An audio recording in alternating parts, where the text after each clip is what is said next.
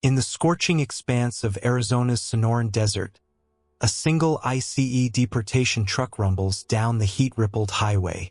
To any casual observer, it's another routine transport, an armored vehicle carrying half a dozen detainees across the barren landscape. But inside that truck sits Elena Cortez, a quiet, determined driver hiding a past that few could ever guess. Before joining ICE, Elena was among the elite warriors of Delta Force, her record classified under Black Ops missions spanning the globe. Trouble begins the moment she's assigned to transfer Tomás Águila Zamora, a ruthless enforcer for the infamous El Imperio Rojo cartel. This ruthless network has its hooks in both sides of the border, striking fear wherever its name is spoken. Little do they realize that beneath Elena's calm demeanor lies the skill and resolve of one of the most lethal operators the U.S. Army ever produced. Below, we begin with Chapter 1, where the stillness of the desert sets the stage for an ambush that will ignite a war, revealing just how far El Imperio Rojo is willing to go to protect its secrets, and just how unstoppable Elena Cortez can be when pushed to the limit. Quick pause before we continue. Welcome to Fabled Frames. Please tell us where you are watching from. Don't forget to subscribe because tomorrow's story is mind-blowing. A shimmering haze lingered above the ribbon of asphalt stretching deep into the Sonoran desert. The high sun made the road look like a mirage, an endless pool of molten silver. Elena Cortez tilted the brim of her tactical cap, wiping a thin film of sweat from her brow. Her icy transport truck rumbled along steadily, stifling heat waves beating against the windshield. The desert wind, warm and abrasive, scoured the truck's surface as if warning its occupants to turn back. Elena found a measure of comfort in the isolation. She'd developed a lifelong bond with deserts, Afghanistan's rocky terrain, dusty training fields in the Middle East, countless exercises across arid climates. The Sonoran, in a strange way, felt friendlier than most. At least here, the predators were mostly animal: scorpions, rattlesnakes, coyotes. She dealt with far worse human predators in her past. She glanced at the rearview mirror to check on the cargo. Through a mesh partition and thick bulletproof glass, she spotted 6 detainees seated on steel benches bolted to the truck's frame. They wore handcuffs, ankle chains, and a mixture of fear and resentment in their eyes. She had transported detainees before, people picked up in ICE raids, others who turned themselves in at ports of entry, a handful of cartel affiliates here and there. But one among them today was special: Tomás Águila Zamora, a high-level enforcer rumored to have direct connections to the leadership of El Imperio Rojo, a cartel so vicious it made regional news weekly.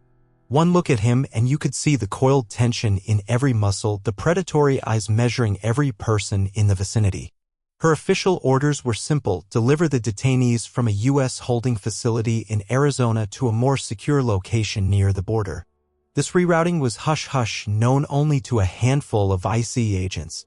Yet Elena's instincts whispered that something wasn't right. She tried to quell her unease by focusing on the road, reciting mental checklists, recalling the training that once made her one of the most lethal women in the Delta Force. Even years after returning to civilian life, the skill set never faded. She could sense danger on the wind. Outside, the sand seemed to dance under the sun's blaze.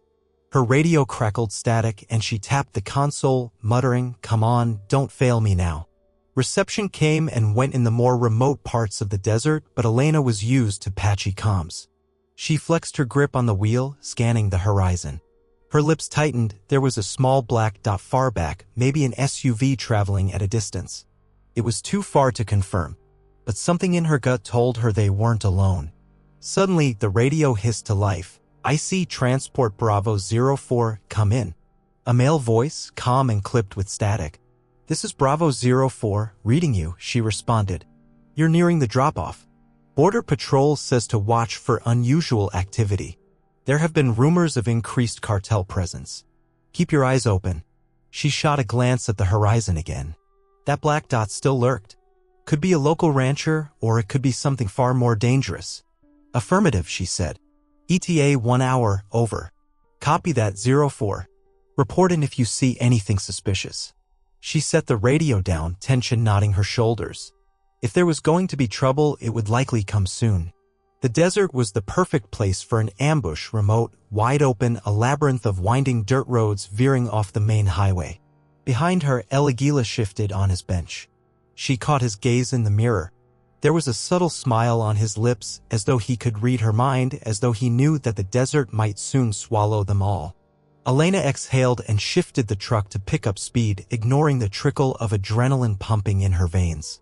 It felt almost comforting to be on edge again, like slipping into an old persona, Specialist Elena Cortez, Black Ops Delta operative. For a moment, she almost welcomed what might come. The desert wind howled across the metal plating of the truck, carrying with it the premonition of violence.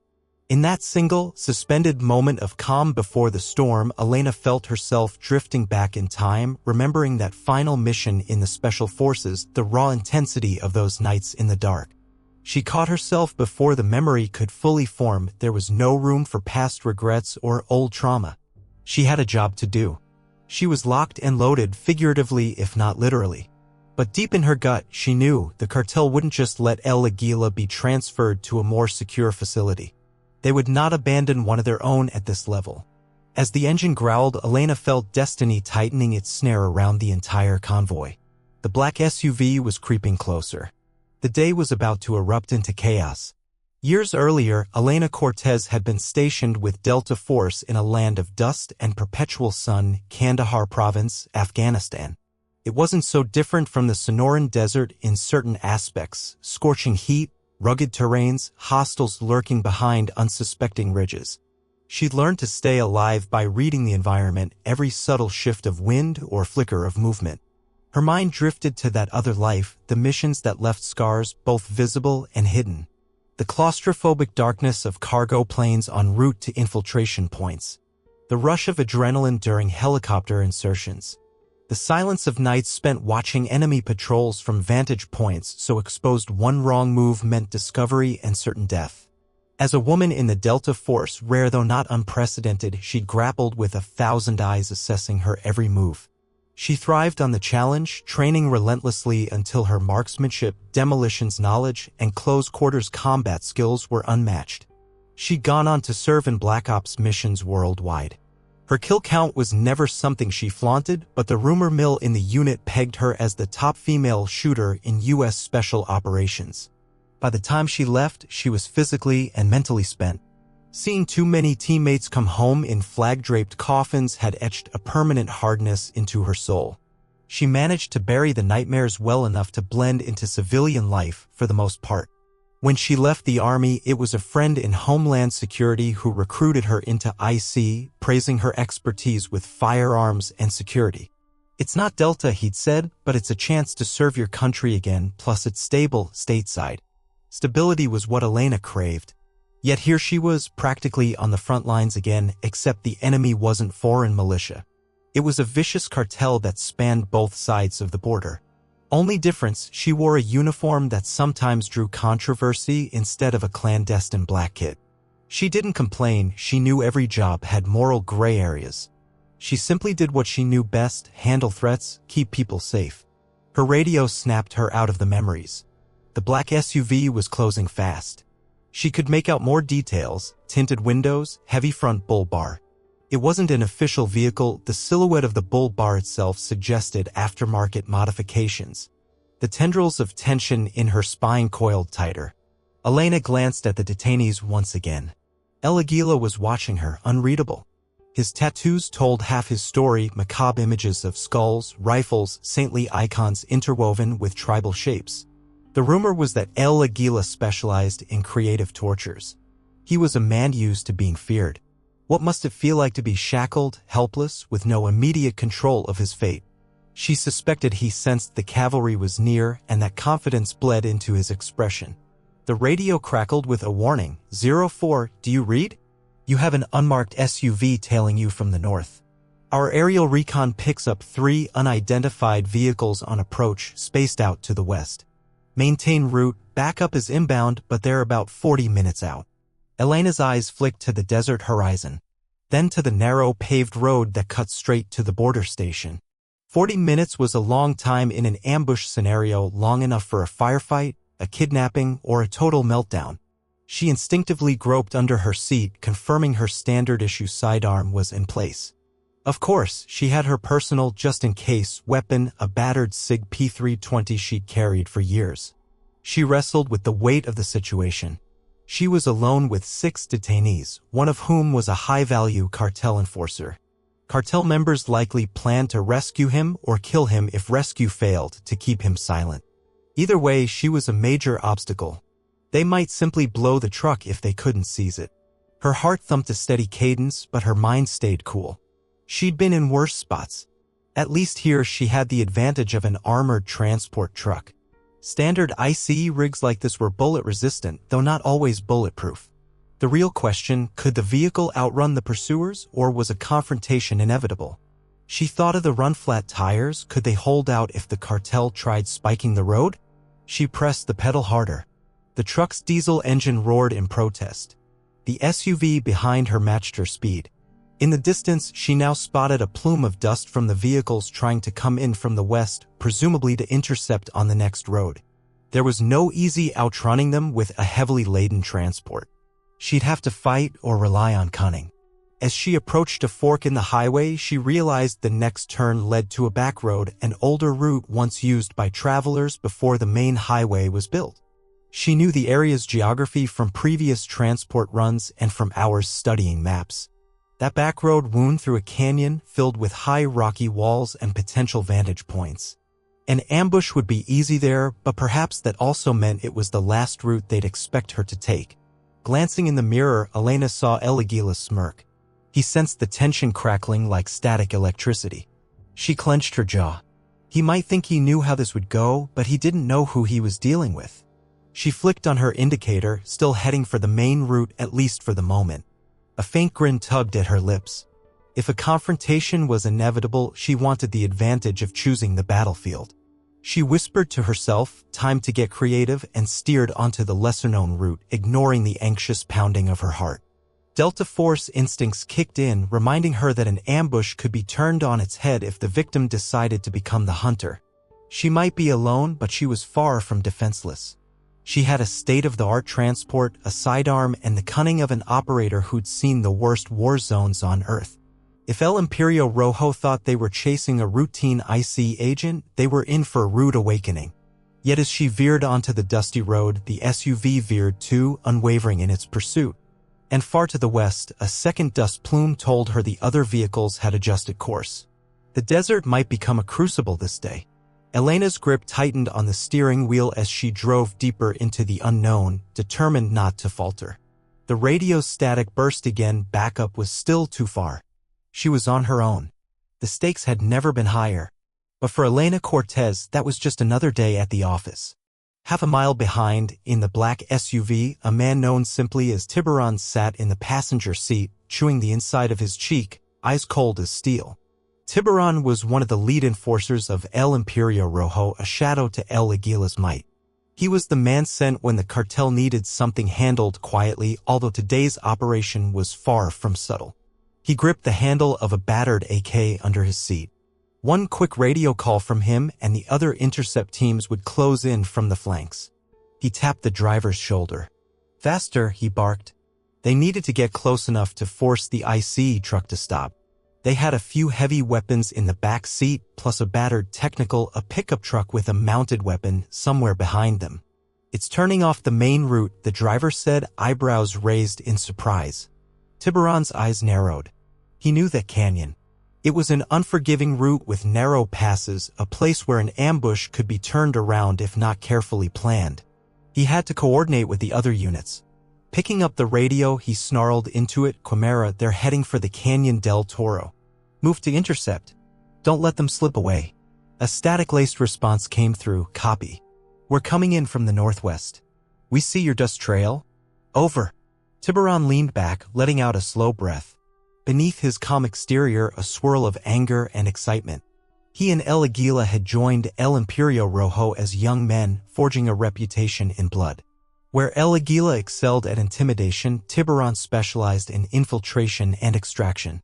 That was his role here, retrieve the boss's prized lieutenant. He mentally recalculated the plan. They'd intended to use spike strips on the main road, then pin the truck down. But the driver's unexpected turn forced them to adapt. Now they'd corner the transport in the canyon. He radioed the two pickups behind him, making sure they'd have enough hardware to blow the transport's engine if needed. "We do this clean, we do this fast," he growled. The driver swerved to avoid a deep rut, dust swirling around the SUV. "This IC agent's a fool to try escaping through the canyon. Or she's a fool like a fox," Tiburon muttered. "Stay alert." He'd learned long ago to never underestimate. "Hubris got you killed." The job wasn't just about retrieving El Águila, it was also about sending a message that the cartel protected its own. The boss of El Imperio Rojo would accept no less than total success. Failure meant Tiburon wouldn't live long enough to regret it. In the distance, he could just make out the sturdy shape of the ICE transport as it kicked up a trailing cloud of dust. They were closing in. His phone buzzed with a text, an update from a local spotter near the border. "Border Patrol backup is behind schedule," it said in Spanish. Tiburon smirked. Perfect. They had a small window to strike. He glanced at his men in the back seat, Serpiente, a wiry man with prison tats up and down his arms, and Coyote, a heavy-set bruiser with a face crisscrossed by scars. Both were hardened killers. Their eyes gleamed with the same unholy light. They might have been savage criminals, but they were also loyal to the cause. Coyote laid a hefty M4 rifle on his lap. "I'll shred the truck's tires if it tries something." Tiburon shook his head. "We need El Águila alive. Don't risk punching through and killing him by accident. Aim for the engine. Then we'll close in with the others and break open those locked doors." Serpiente cackled. "See, we rip them open like a can of sardines. And if the driver resists?" Tiburon's lips curled in a scornful grin. "We put her down. No mercy." They pressed forward, the engine whining as the SUV sped over the rough terrain. A swirl of dust enveloped them briefly, stinging their eyes. Tiburon blinked hard, reaching for a pair of tinted goggles. The desert was a silent accomplice to their cruelty, providing endless nooks and crannies to dump bodies or hide contraband. Yet ironically, that same harsh environment rewarded those who understood its pitfalls. He sensed the IC driver might be a formidable opponent. No ordinary driver would veer off into a canyon unless they had a plan. But confidence in their numbers steadied Tiburon's nerves. They had at least 3 vehicles converging. The truck was a beast, but it couldn't outrun them forever. Eventually, it'd have to confront the unrelenting will of El Imperio Rojo. As the SUV barreled forward, Tiburon pictured the moment of El Águila's release, the triumphant grin on his face. He could almost taste the fear of that IC driver. It was only a matter of time now. The canyon rose ahead, its towering rock walls tinted orange in the harsh sunlight like a gateway to the underworld. Tiburon felt a surge of anticipation, a predator closing on his prey. Close that distance, he barked at the driver, and the SUV lurched again, forging deeper into the domain where violence reigned supreme. Elena's knuckles whitened around the steering wheel as the canyon walls drew closer on either side of the dusty road. Jagged rock outcroppings loomed overhead, casting broken patches of shade along the path. The place was breathtakingly stark, the geology a testament to ancient forces that had riven the earth long before men carried guns. But right now, Elena only saw potential choke points, vantage spots for snipers, and the labyrinthine side routes that twisted around the canyon floor.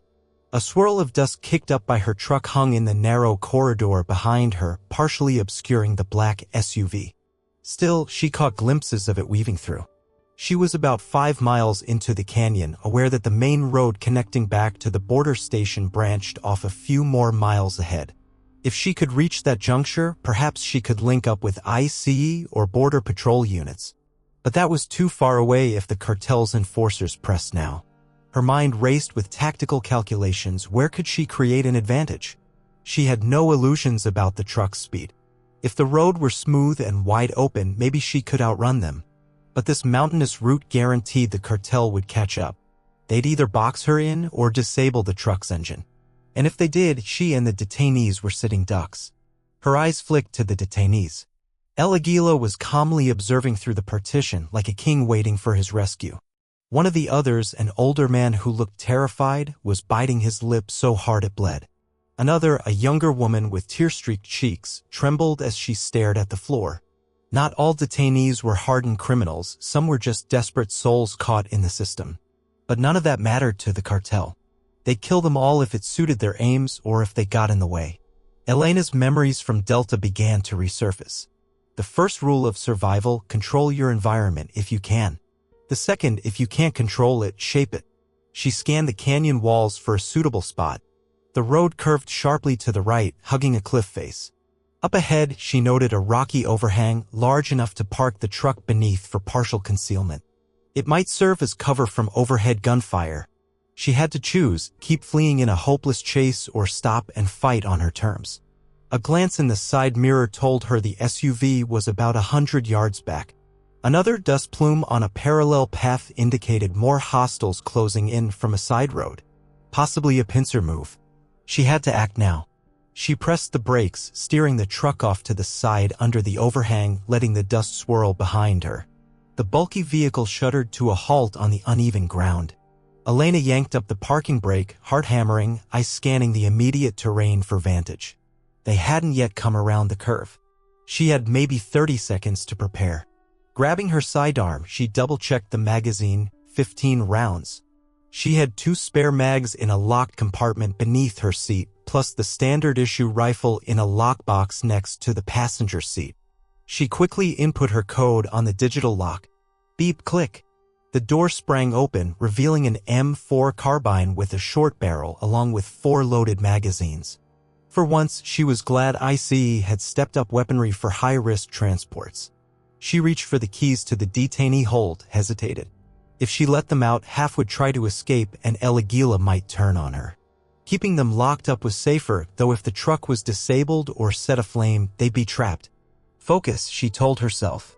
She'd deal with that complication if and when the firefight ended. Stepping out, she slammed the door and ducked behind the angled engine block. The rocky overhang offered partial shade and, more importantly, some cover from elevated fire. The next few seconds ticked by in excruciating slow motion. She could hear the distant roar of an engine. Her mouth felt dry, sweat trickling down her temple. The desert heat pressed in like a living beast, sapping moisture and testing her resolve. Despite the heaviness, a familiar calm slid over her senses. She was back in the zone. This was the place she knew, the line between life and death where clarity reigned. The black SUV appeared from around the bend, swerving slightly at the sight of the stopped truck. It braked hard, dust billowing. Elena glimpsed armed silhouettes inside. She steadied the M4 on the hood, sighting down the scope. A shout from within the SUV echoed off the canyon walls. A man jumped out, hugging the passenger door for cover, raising a rifle. Elena didn't hesitate. She squeezed the trigger, sending 2 controlled bursts. The man crumpled with a strangled cry, his rifle clattering on the rocky ground. Chaos erupted. The SUV's other doors flew open, men diving out to return fire. Sparks ricocheted from the truck's armored side as bullets pinged off metal. Elena crouched lower, inhaling dust-laden air. The ballistic glass would hold for a while, but not forever. She methodically returned fire, each shot carefully aimed. Another man dropped behind the SUV's rear tire. But the cartel's reinforcements weren't far behind. The canyon reverberated with the roar of more engines. The second wave, likely the technical with a mounted machine gun, was closing in.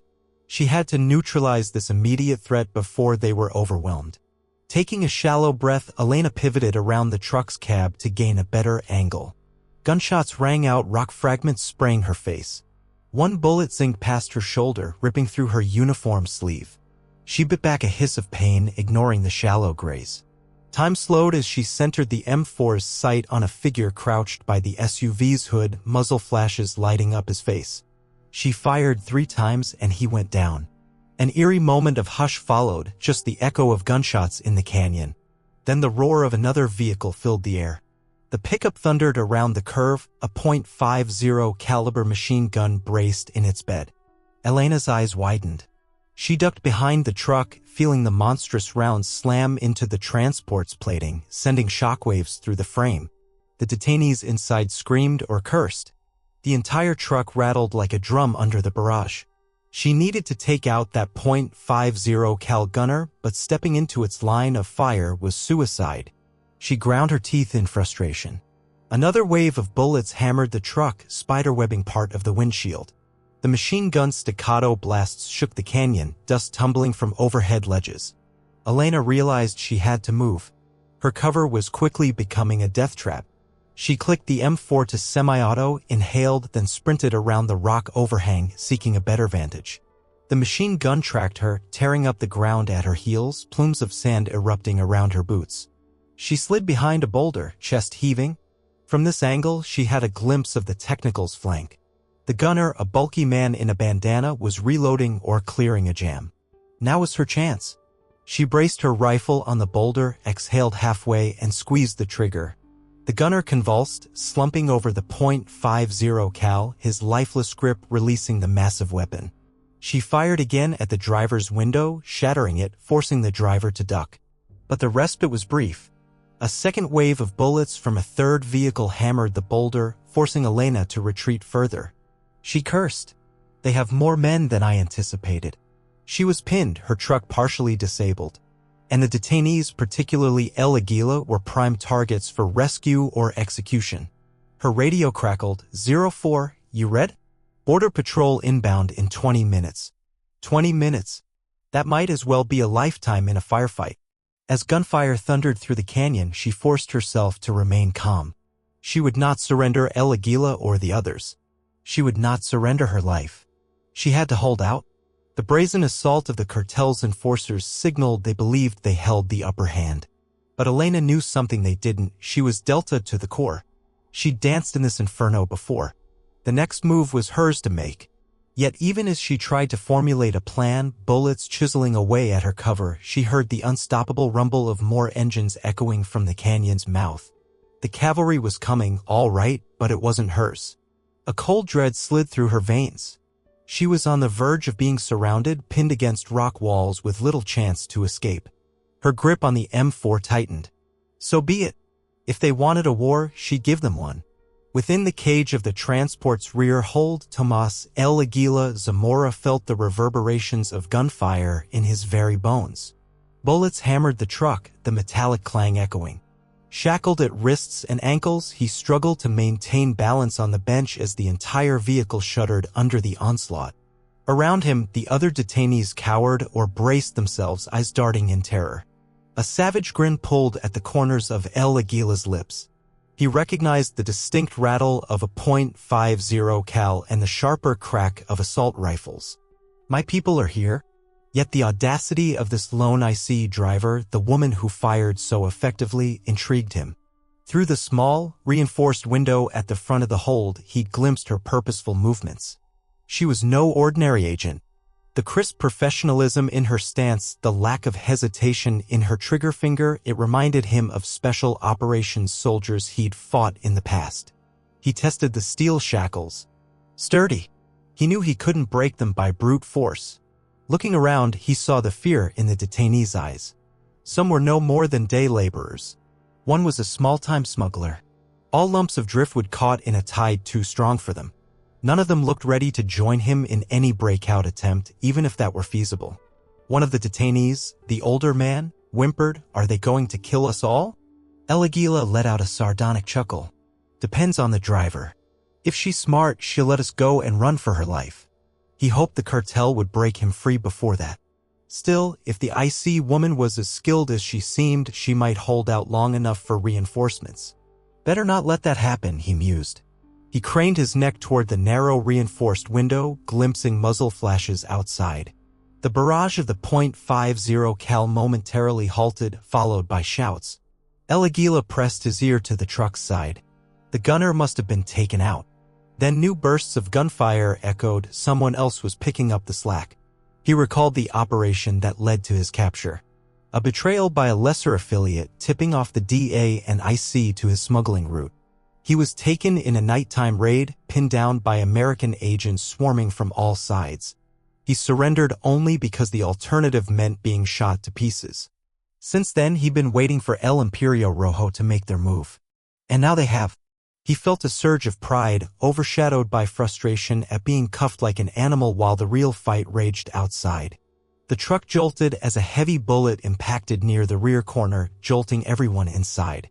A detainee screamed. Águila clenched his jaw. He doubted they'd attempt to blow the hold wide open, too risky with him inside. They might instead try to corner the agent, force her to give up the keys, or simply yank her out and retrieve his shackles. His gaze flicked to the locked metal door that separated the driver's cab from the prisoner hold.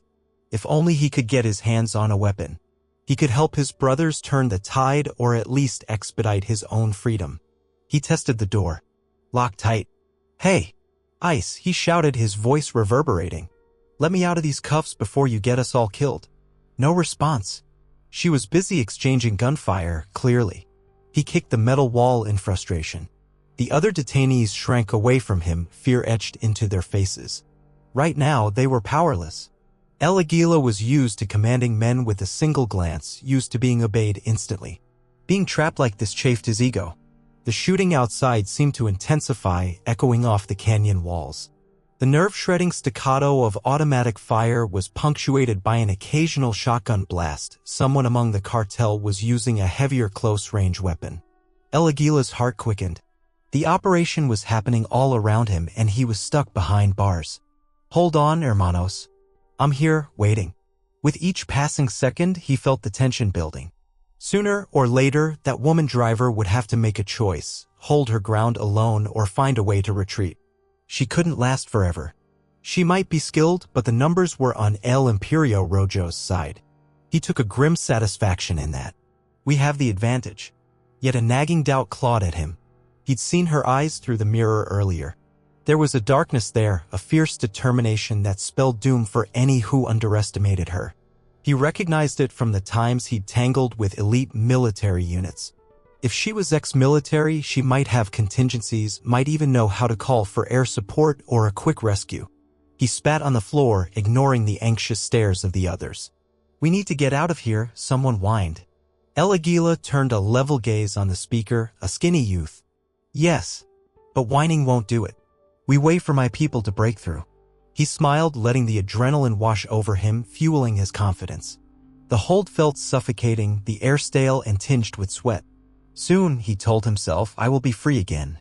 Outside, the thunderous roar of an engine flared, followed by an earth-shaking explosion that rattled the entire truck.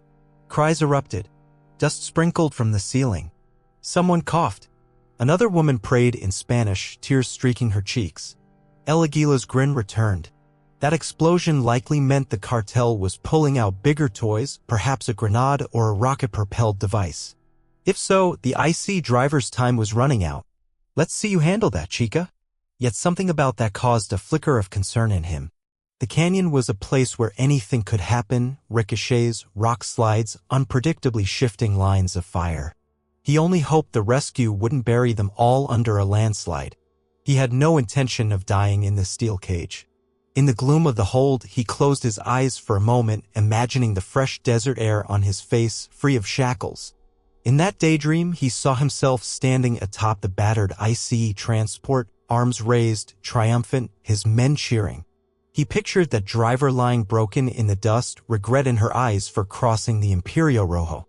Yes, that was how it would be. Because anything else was unthinkable. The canyon echoed with bursts of gunfire as Elena ducked behind another outcrop. Her lungs burned from sprinting, dust clogged her nostrils, and her arms trembled slightly from the recoil of continuous firing. She'd taken down at least 5 cartel gunmen.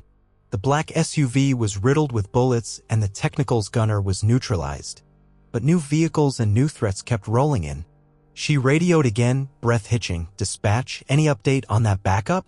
A crackling reply. "Still about 15 minutes out, 04. They're pushing as fast as they can." 15 minutes. She glanced at her watch, then around the canyon. The cartel was regrouping behind vehicles and boulders. Soon, they'd coordinate a combined push.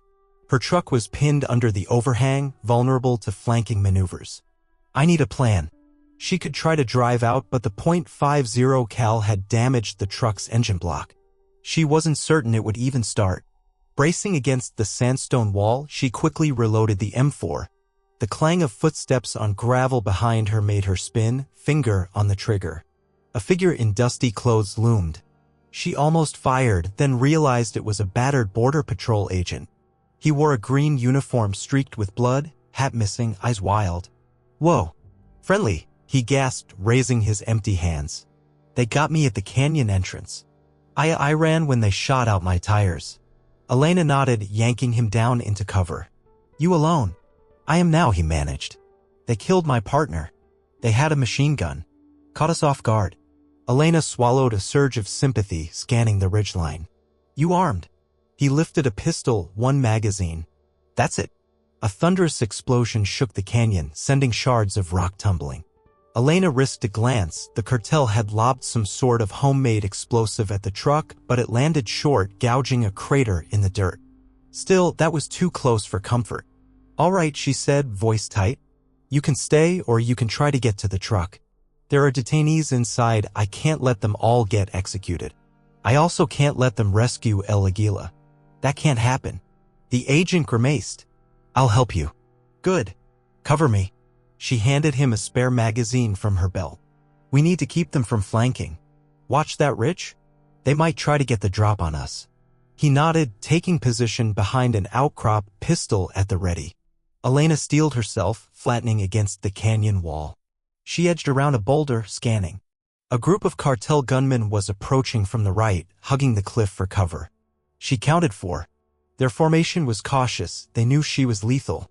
One tossed a flash grenade around the bend. She ducked, closing her eyes as a blinding burst lit the canyon. Her ears rang. Gunshots tore through the air.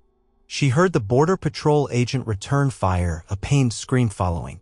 Blinking spots from her vision, Elena pivoted around the boulder, firing on the last known positions of the gunmen.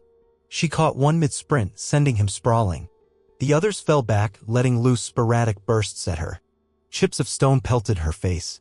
She crouched low, exhaling sharply. If the cartel pressed from both sides, she wouldn't hold for long. She needed to consolidate. The only real cover that could potentially move was the truck itself, but that was a gamble if the engine was damaged. She pressed the remote unlock for the driver's door, hoping to slip back inside. Bullets impacted the truck's front. The windshield was partially shattered, the hood peppered with holes. Still, she sprinted for the truck, the Border Patrol agent offering what little covering fire he could. She slid into the driver's seat, breath ragged, and quickly turned the ignition. The engine coughed, metal grinding. Come on, come on. Another turn of the key, and the engine reluctantly roared to life, though it sounded rough. A bullet slammed into the side mirror. She ducked, cursing, and yanked the gearshift. The truck lurched forward, battered but still functional. The detainees in the back shouted in alarm as the truck jolted.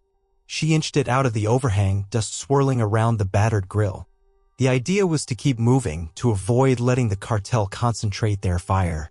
If she could reach the next bend in the canyon, she might use its terrain to buy time until backup arrived. A hail of gunfire greeted her. She floored the pedal, wincing at the engine's protest. The vehicle gained a meager burst of speed, rocking over debris. She spotted the Border Patrol agent darting along a boulder. He was pinned, no way to get into the truck without being shot. Grimacing, Elena swung the wheel around, creating a momentary line of sight. She shouted through the open window, "Get in."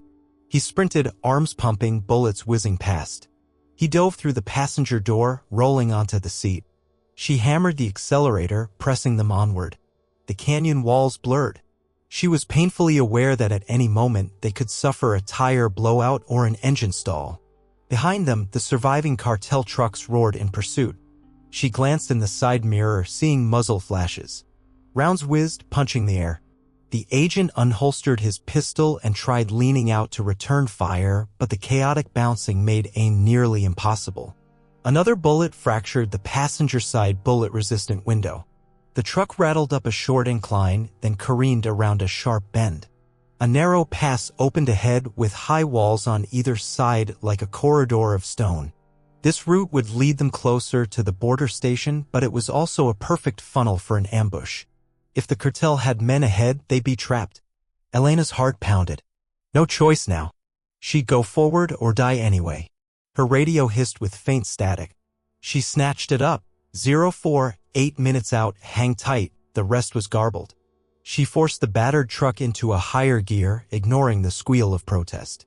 The detainees in the back must be bouncing all over the place. Through the partition, she heard Águila cursing, shouting for her to stop. She refused to answer.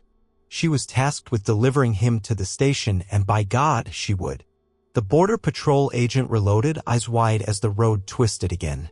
"They're coming up fast," he warned. She glanced in the mirror. 2 vehicles, maybe more, hugging the curves. She spotted muzzle flashes from a passenger leaning out, firing an AK. Rounds hammered the rear of the truck, but the armor plating still held, at least for now. Up ahead, a rocky outcropping jutted into the road, forcing a sharp swerve. Elena wrestled with the steering wheel. The truck fishtailed, nearly slamming into the canyon wall before she corrected course. The roar of the engine dipped. She pressed the pedal to the floor, urging every ounce of power from the battered vehicle.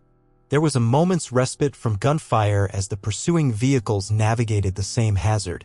The agent gulped for breath, sweat beading on his forehead. "You some kind of ex-special ops?" he asked, half in awe. Elena gave a tight nod. "Delta, once upon a time." "Thought so," he muttered. "You handle this like—" Another hail of bullets cut him off. The truck shuddered and a horrendous clank sounded from the engine. Smoke began to curl out from under the hood. Elena's stomach sank. She felt the power draining from the vehicle, the speed dropping. They must have hit something vital. The truck lurched again, the steering going heavy. She fought it, but it felt like a losing battle. In the mirror, the cartel vehicles gained rapidly.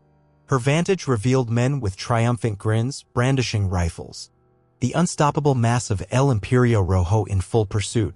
She realized they might soon be forced to abandon the truck. But what of the detainees locked inside, including the man the cartel wanted? She gritted her teeth, refusing to let that happen. She'd hold out until backup arrived, do whatever it took. The canyon walls constricted around them, forming a tight pass that left little room to maneuver. The truck ground forward, coughing black smoke. The next few minutes would decide everything. Survive or die in this scorching crucible. Elena clenched the steering wheel. "Hang on," she snarled, voice low. She would not go quietly. If the cartel wanted to bring hell to her doorstep, she'd unleash a storm of her own. Black smoke poured from beneath the truck's hood as Elena guided it through the narrow pass. The engine rattled ominously, each jolt threatening to stall them out for good. Over the roar of her laboring vehicle, she could hear the thunder of cartel engines drawing nearer. The only solace was that the same tight, twisty terrain slowed them down too. She aimed for a small clearing at the pass's exit, a patch of flat ground where the canyon opened slightly. If she could hold that position, maybe she'd have a chance to set up a final defense. The Border Patrol agent clung to the dashboard, eyes flicking back and forth. Suddenly, the truck's power coughed out entirely and the vehicle coasted to a dead stop. Elena let out a bitter curse, slamming the steering wheel. Smoke curled out from under the crumpled hood, carrying the acrid smell of burnt metal and oil. The engine was done. She looked over at the agent, their eyes locking with mutual understanding. They only had a few seconds before the cartel arrived. "We need to form a perimeter," Elena said briskly, grabbing her rifle. "You take the passenger side, set up behind that rock ledge." She pointed to a formation near the truck. "I'll cover the driver's side. Anyone who tries to flank us, you drop them." His face was pale but resolute. "Got it." A muffled pounding came from the back of the truck. Voices. The detainees, likely terrified. Águila might be trying to break out or just signaling to his allies. Elena hesitated. Should she free them so they didn't get killed if the cartel blew open the truck? But that risked them escaping or assisting Águila in some way. Morally, it felt wrong to leave them locked in a potential coffin.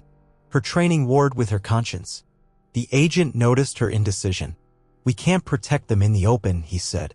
"They'll scatter." Elena exhaled shakily. "I'll decide in a moment. First, we secure the perimeter." They spilled out of the truck, taking cover behind rocky formations. The sun beat down mercilessly, sweat plastering Elena's hair to her forehead under her cap. She steadied the M4, aiming down the road they'd come from.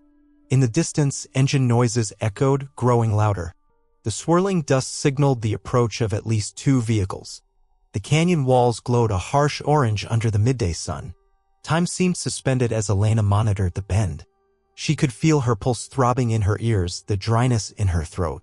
A memory of her Delta training flickered. "Keep your breathing steady. Focus on your front sight post." Then came the onslaught. A pickup truck roared around the corner, men leaning out the sides, rifles bristling. Elena opened fire, controlled bursts punching holes in the truck's windshield and front grille. The driver jerked the wheel, crashing the vehicle into the canyon wall. Bodies spilled onto the rocky ground, some alive and scrambling, others limp. Behind it, an SUV slid to a halt, men pouring out to return fire. Bullets zipped overhead or pinged off boulders, sending hot fragments of stone flying. The Border Patrol agent fired from his vantage, dropping one cartel foot soldier. Elena felt the ground quake under her boots from the hail of gunfire. The truck behind her was caught in the crossfire, bullets impacted its sides, the detainees screaming in panic. She pressed herself against a rock, muzzle flashes dancing across her retinas. Waiting for a lull, she popped up and squeezed off more shots, forcing the attackers to dive for cover. One gunman attempted to sprint behind a boulder on her flank. She pivoted and took him out with a short burst. The echo of the shots bounced crazily around the canyon. Her world narrowed to the realm of muzzle flashes and the acrid stench of cordite. She heard the agent shout a warning. She ducked just as bullets tore chunks from the rock above her head. Crouching, she reloaded, adrenaline flooding her veins. The endless crack of gunfire hammered her eardrums. If she and the agent kept them pinned here, maybe they'd survive until backup arrived. But their advantage was tenuous. More cartel members might arrive at any moment. She risked a glance around her cover. The SUV was riddled, yet the men behind it still traded shots. Two gunmen tried to flank her on the left side of the canyon. She shifted position, took aim, and fired, dropping one and wounding the other. The wounded man screamed, thrashing in the dust. The remaining shooter ducked out of sight. "Agent," she called to her ally across the clearing. "We can't hold this position forever. We need to." Her words died in her throat as a searing pain ripped through her left shoulder. A bullet had grazed her, or maybe partially penetrated. She tumbled behind the boulder, vision momentarily swimming. The pain was intense, but not debilitating. She could move her arm. She clenched her jaw, forcing herself to compartmentalize. Blood trickled down her arm, soaking into her uniform. She hissed a curse, pressing a hand to the wound. No time to focus on it. Another wave of bullets pounded their vicinity. She returned fire, ignoring the hot sting. "I've survived worse." Suddenly, the radio at her belt crackled. 04, we're approaching the canyon. Hang in there. We're about 3 minutes out. She exhaled in relief. If they could just hold out a bit longer. A fresh surge of gunfire hammered the truck, piercing into the detainee hold. She heard panicked screams. Her moral compass twisted. If more bullets penetrated, those people could be slaughtered. She cursed under her breath, making a split-second decision. She scrambled toward the transport, ignoring bullets that kicked up dust near her feet. Reaching the rear door, she hammered the keypad to unlock it. The mechanism clunked. She yanked the heavy door open, greeting the terrified faces of the detainees. "Get out," she bellowed. "Find cover behind those rocks." They blinked, momentarily stunned. Then they poured out in a frantic rush, dragging shackles or handcuffs. Some stumbled, but they scattered. The older man and the young woman half ran, half crawled behind a rock. Another detainee who'd been shot in the leg groaned as he tried to hobble away. Elena grabbed his arm, hauling him to partial cover. Bullets whined overhead. Then she saw Águila stepping down from the hold with a measured gait, shackled but still exuding an air of menace. He locked eyes with her. For an instant, the swirling chaos of gunfire seemed to fade as they studied each other, two predators in the same storm. "Stay where I can see you," she warned, rifle pointed at him. He smirked. "Your call, chica?" Despite his restraints, he moved quickly to crouch behind the truck's bulk. The tension was palpable. She trusted him as far as she could throw him, which was not at all. But if he made a move to escape or to aid his cartel brethren, she'd drop him. She was too injured and pinned down to worry about subtlety.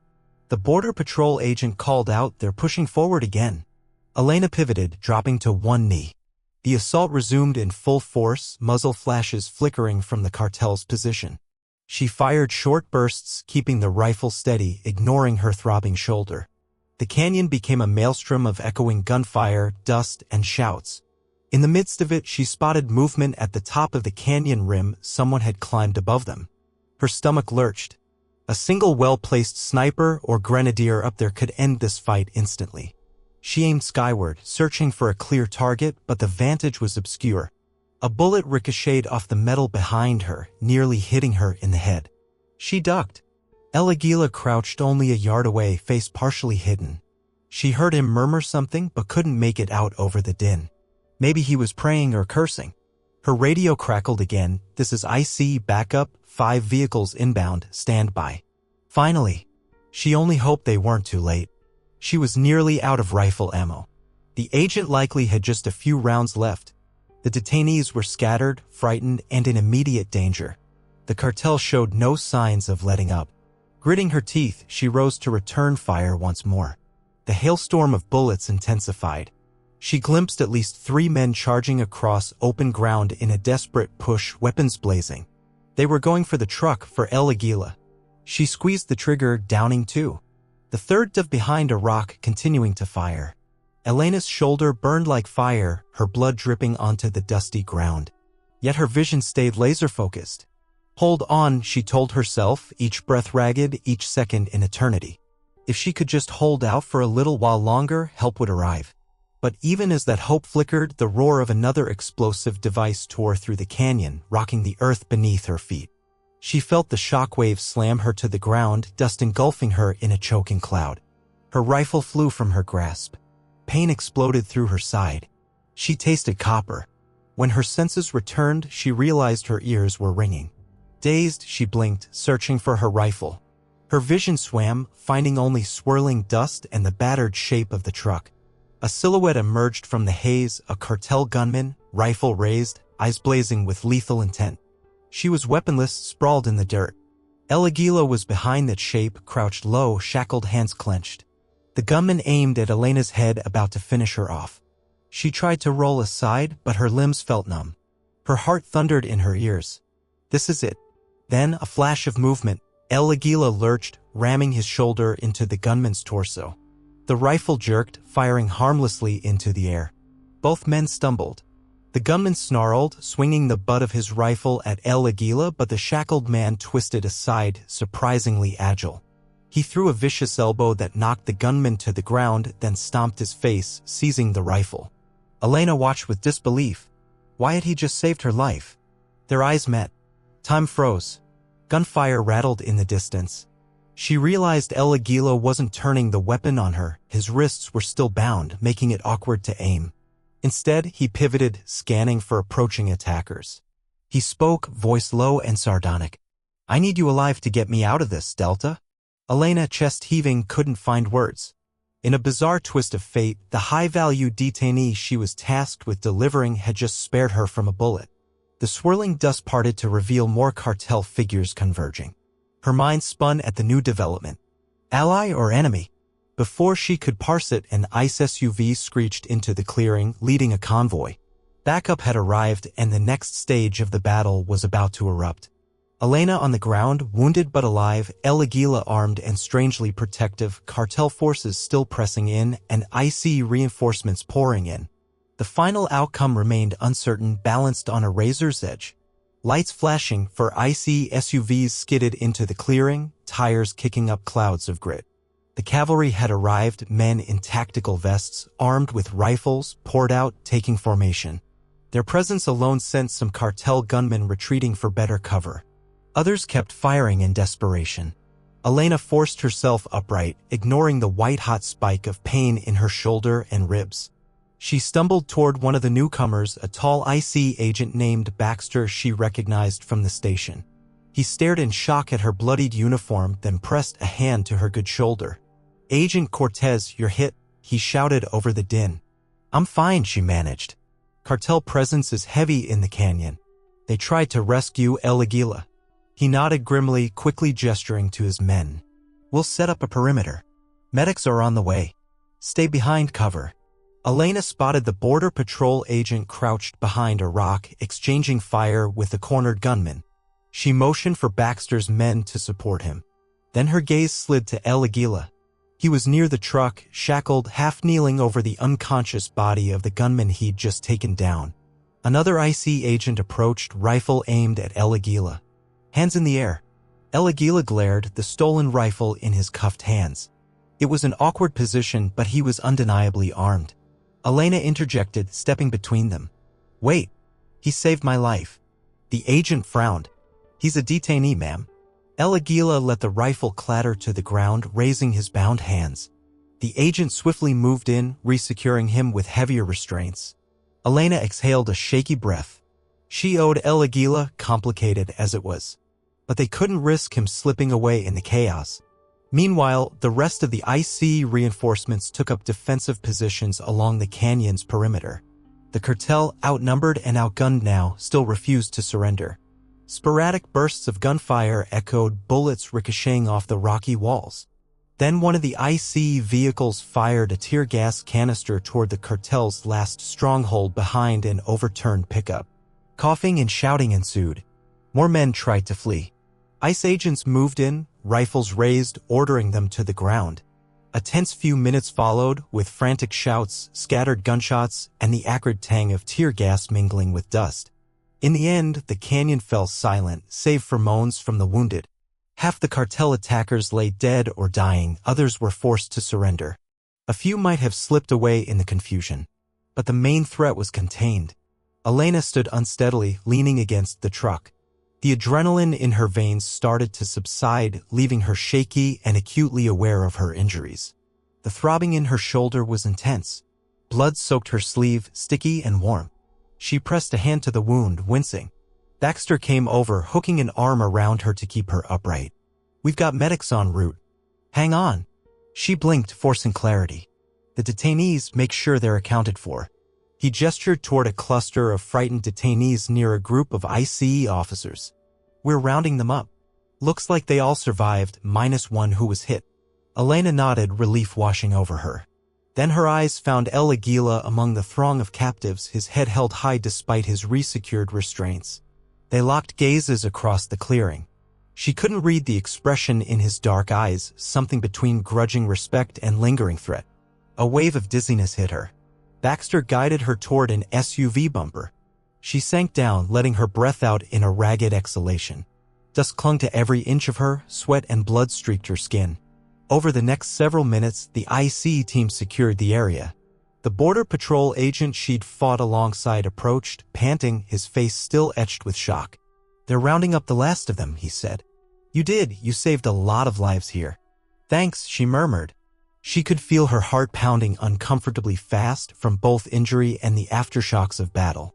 He crouched beside her. "Can I do anything?" She shook her head, swallowing. "I'll wait for the medics."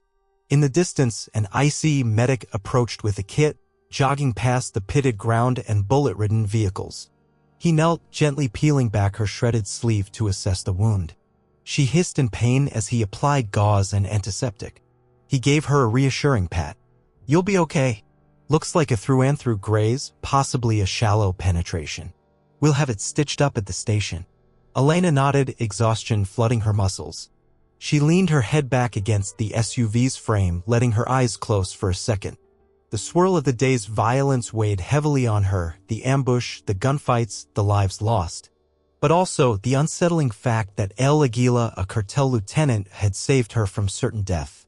Why? She knew his explanation: he needed her alive. But it felt bigger than that, maybe a sign of respect for a worthy adversary. She opened her eyes when Baxter returned, a radio in hand. "We have to get you to a proper facility," he said.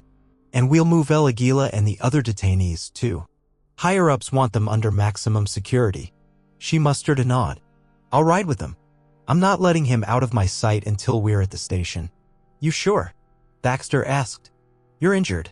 Elena's jaw set. "I'm sure." She wasn't going to pass out from the pain, not yet. She'd endured worse in the field before. She wanted to personally ensure Águila didn't vanish en route. This might not be the last time the cartel tried something bold. In short order, the IC team loaded detainees into fresh transport vehicles. Some were physically carried if wounded, others escorted under guard. Águila was the last to be placed into a specialized, high-security van. As he stepped inside, flanked by two agents, he cast a sideways glance at Elena, an almost imperceptible nod of acknowledgement. The moment unsettled her more than the bloodshed. She recognized a fellow warrior's gaze, and that complicated everything. "Get a grip," she told herself. "He's the enemy. If there was any debt between them, it ended here. Once everyone was secured, the convoy headed out of the canyon, leaving behind battered vehicles, broken bodies, and a swirl of dust. Elena rode shotgun in the lead SUV, the medic beside her ensuring the pressure bandage stayed secure. She stared out the window, watching the rugged cliffs recede, the memory of echoes in the stone, the acrid smell of gunfire still lingering in her nose. She tried to quell the churning mixture of relief and guilt. She'd killed again, face to face, in a pitched battle that felt far too much like her old life. She'd promised herself that Delta Elena was gone, replaced by a calmer, lawful agent. But the desert had a way of revealing what lay beneath. The radio squawked with updates, the voices clipped and urgent. More cartel members might be out there, regrouping or planning. This wasn't over. El Imperio Rojo had lost a chunk of manpower, but they still had reach. Glancing down, she noticed her hands trembling slightly. She clenched them, pushing the tremors away. I can't let them see me weak. She would hold herself together until they reached the station, until all detainees, including El Águila, were locked down. But a persistent thought tugged at her consciousness, the expression in El Águila's eyes as he saved her from that gunman. Had she just glimpsed the faintest glimmer of honor in a man rumored to be a sadistic enforcer? Or was it a manipulative ploy to secure her indebtedness and plan a future escape? She closed her eyes, remembering the savage intensity of the fight. She could still taste dust on her lips. No matter his motive, the lines between right and wrong felt more blurred than ever. She'd done her duty, triumphed in the firefight. Yet something deeper had been stirred, reminding her that war never truly ended. The uniform might change, but the violence always had a way of finding her. Agent Cortez, the medic said softly, pulling her from her thoughts. We'll be at the station soon. She gave a curt nod, forcing a calm she didn't feel. Outside, the desert sun cast long shadows across the battered road, each mile carrying her closer to an uncertain tomorrow. Hours later, Elena sat in a sterile conference room at the IC facility, her bandaged shoulder throbbing. The adrenaline crash had left her shaky and exhausted, but she forced herself to remain upright at the long table. Across from her sat Supervisory Special Agent Marcus Green, a stiffly formal man in his 50s, flanked by a younger official from the Department of Homeland Security. Two more agents stood by the door, arms folded. They'd been debriefing her for what felt like an eternity, probing questions about the timeline, about every shot fired, about how the cartel learned the transfer route. She'd recounted the events meticulously, leaving out only the tangential personal reflections. The official frowned, tapping a pen against a notepad. So the ambush was orchestrated by El Imperio Rojo, correct? He asked. She nodded. Yes. The detainee known as Tomás Zamora, alias El Águila, is one of their high-level enforcers. They definitely wanted him back. Green leaned forward. Yet you claim he saved your life during the firefight. Care to clarify? Her jaw tightened. This detail had come up repeatedly. I was down unarmed for a moment. One of his men tried to execute me. El Águila intervened. I can't speak to his motivations. The DHS official exchanged a look with Green. In your opinion, could this indicate an attempt to curry favor or orchestrate some kind of deal with you? Elena exhaled slowly. It's possible. Cartel members can be strategic, but I wouldn't trust it. He could have other reasons. Green sighed. He's back in custody now, obviously, and heavily guarded. But we've received urgent orders from higher up. Zamora is to be transferred immediately to a secure black site facility. The cartel's infiltration and willingness to strike is too high a risk. The mention of a black site pricked Elena's ears. These were typically hush-hush locations used for high-value detainees. She nodded slowly. Makes sense. When does the transfer happen? The official hesitated. Tomorrow morning. We're finalizing the flight manifest to move him out of state. Green rubbed his temples. There's a snag, though. We suspect an information leak within ICE or DHS. Someone tipped off the cartel about your route. That means we have to keep the new transfer extremely classified. Only a handful of trusted individuals can participate. Elena's stomach nodded. An internal leak? That explained how the cartel had perfect timing. You think it could happen again if we're not careful, she said. Exactly, Green confirmed. Which is why we want you to lead the security detail for the flight transport. We know you're injured, but you're also one of the few we can trust implicitly, given your background and how you handled the canyon incident. She winced at the throbbing in her shoulder. I'll manage. We can't risk losing him. Green nodded gratefully, then added, we're also including a small team of ex-military contractors for added security. We have no illusions, the cartel might try something even more extreme this time. Elena swallowed hard, flashes of the desert firefight sparking in her mind. I understand. The DHS official checked his watch. We'll coordinate with the airfield at 0500 hours. The flight leaves at sunrise. If you need rest or medical checkups, do it now. She gave a curt nod. Will do. Green stood, signaling the meeting's end. Elena rose too, though her legs felt like lead. The official and the other agents filtered out, leaving Green alone with her. He sighed, regarding her with something akin to fatherly concern. Good job out there today, Elena, he said quietly. That was a hellish situation. She mustered a small smile, exhaustion weighing down her features. Thanks. I just did what I was trained to do. He pursed his lips, glancing at her bandage. Get some rest. And watch your back. We still don't know who leaked your route. Until we plug that hole, no one is fully safe. She nodded, a shadow crossing her features. The idea of a mole gnawed at her. Betrayal from within always felt worse than threats from the outside. I'll be on guard. Green offered a sympathetic nod, then left her alone in the quiet conference room. She sank back into the chair, taking a moment to steady her racing thoughts. Tomorrow morning, she reminded herself. Another high-stakes transport, this time by air. Her mind drifted to Águila's face, that cryptic expression when he'd saved her. She wondered if she'd see it again. Was there a chance he'd try to use that moment to manipulate her?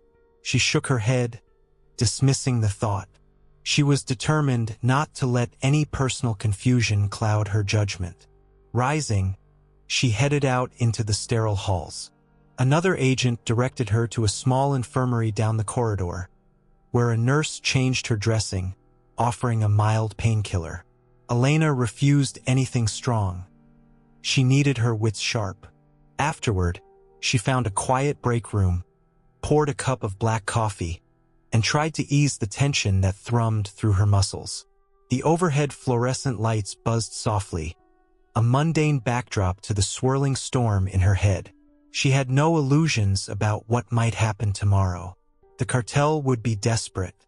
If they had an inside source, the assault could come from any angle, possibly the airfield itself. She took a sip of coffee, scowling at the bitterness. Part of her felt an odd flicker of anticipation. Was she so addicted to conflict that part of her almost welcomed another chance to prove herself?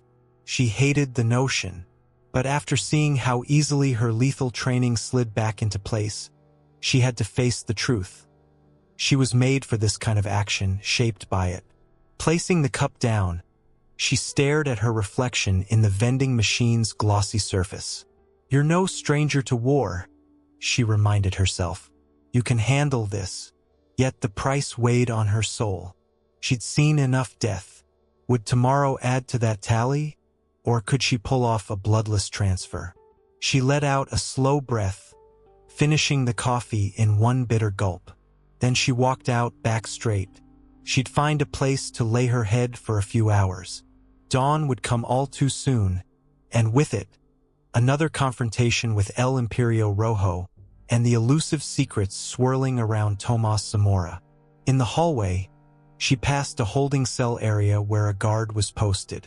Inside one cell, behind thick glass, sat Águila, hands cuffed to a steel table. He lifted his eyes and met her gaze through the reinforced window. His lips curved into a slight, knowing smile. She paused, heart thumping. Neither spoke, but in that electric moment, Elena felt the gravitational pull of their strange, violent kinship. She broke eye contact and strode away, ignoring the flutter of unease in her chest. Tomorrow, everything would be decided, one way or another. The alarm on Elena's phone vibrated at 0430, rousing her from a fitful, dream-plagued rest in a bunk at the ICE facility. She rolled out, groaning as pain flared in her shoulder. Still, she pushed through it, gearing up in a fresh uniform with a Kevlar vest. A small mirror on the locker door reflected her tired eyes, the bruised circles beneath them.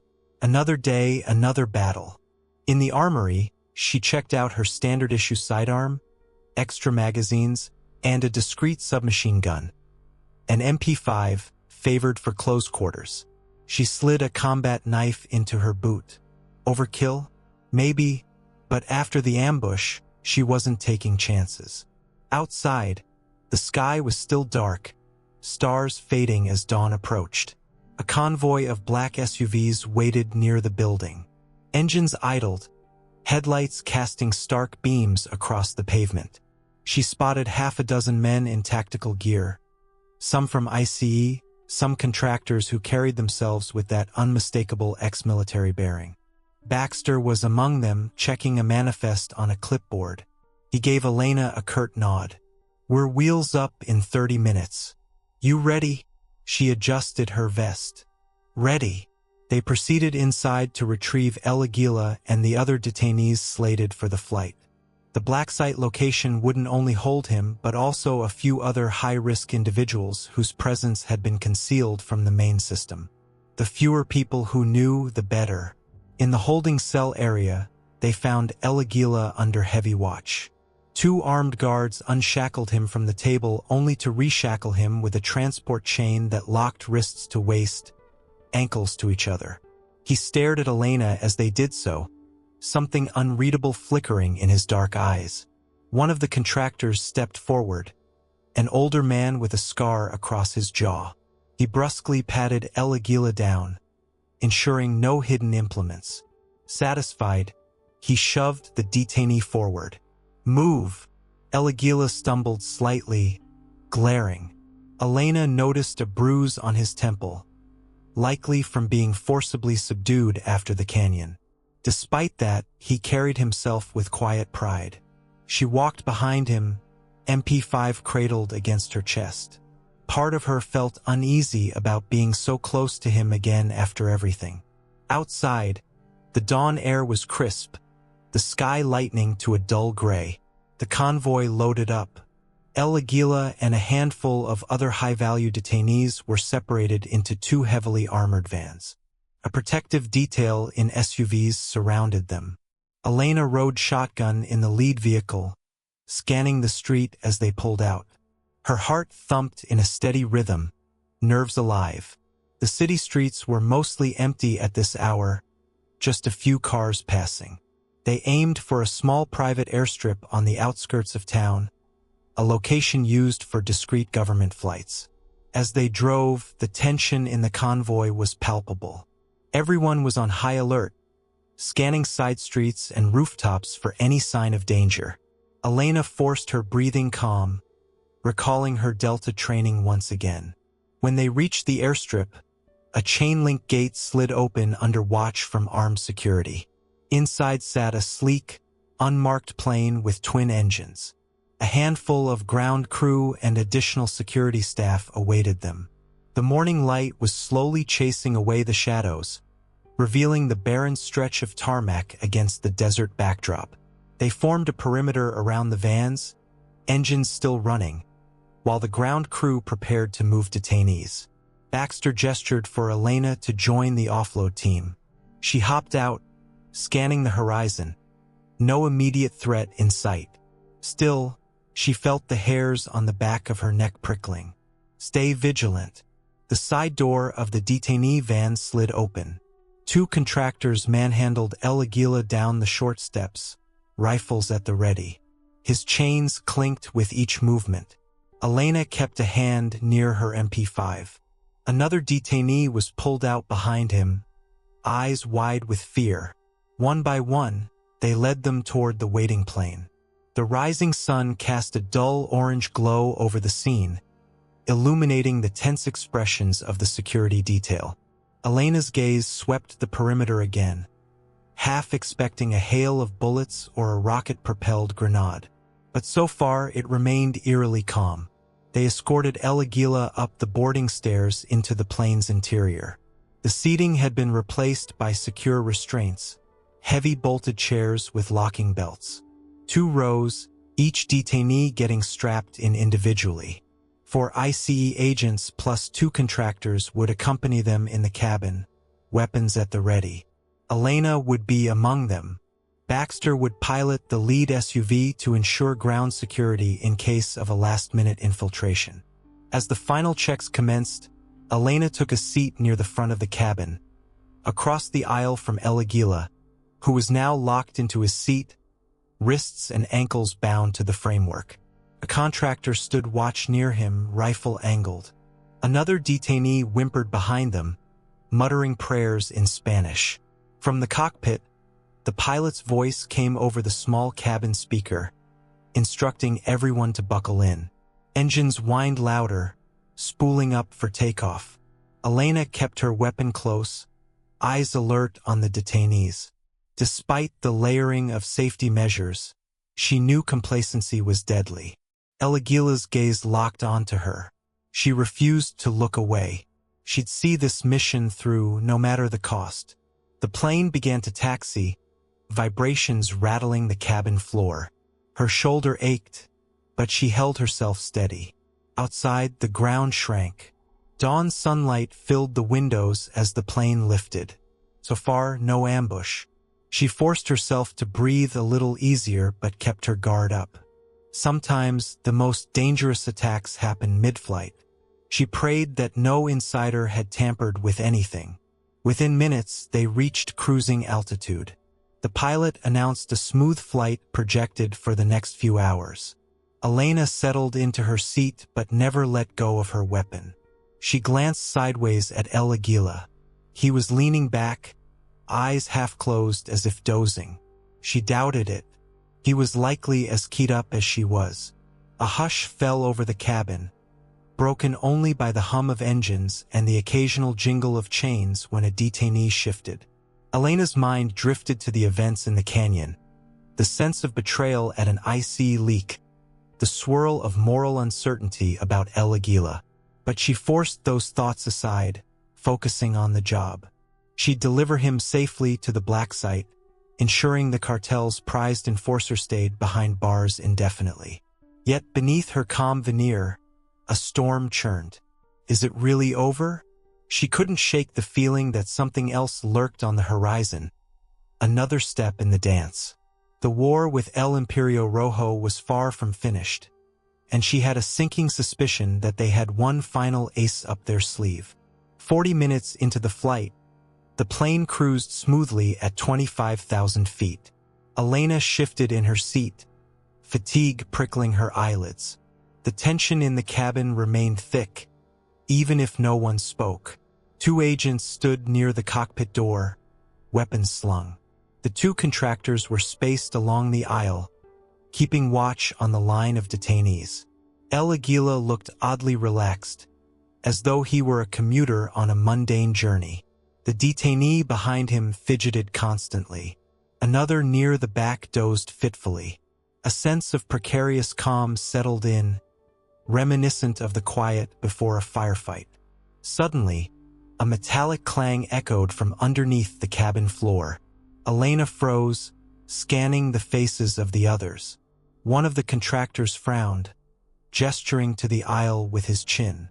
Could be turbulence, he muttered. But the plane wasn't shaking. Elena felt a jolt of dread. She exchanged a look with the agent nearest her, then unbuckled her harness, carefully standing. She kept her MP5 close, stepping toward the rear of the cabin. A second clang, this time more distinct, like something shifting within the cargo hold below. Her pulse picked up.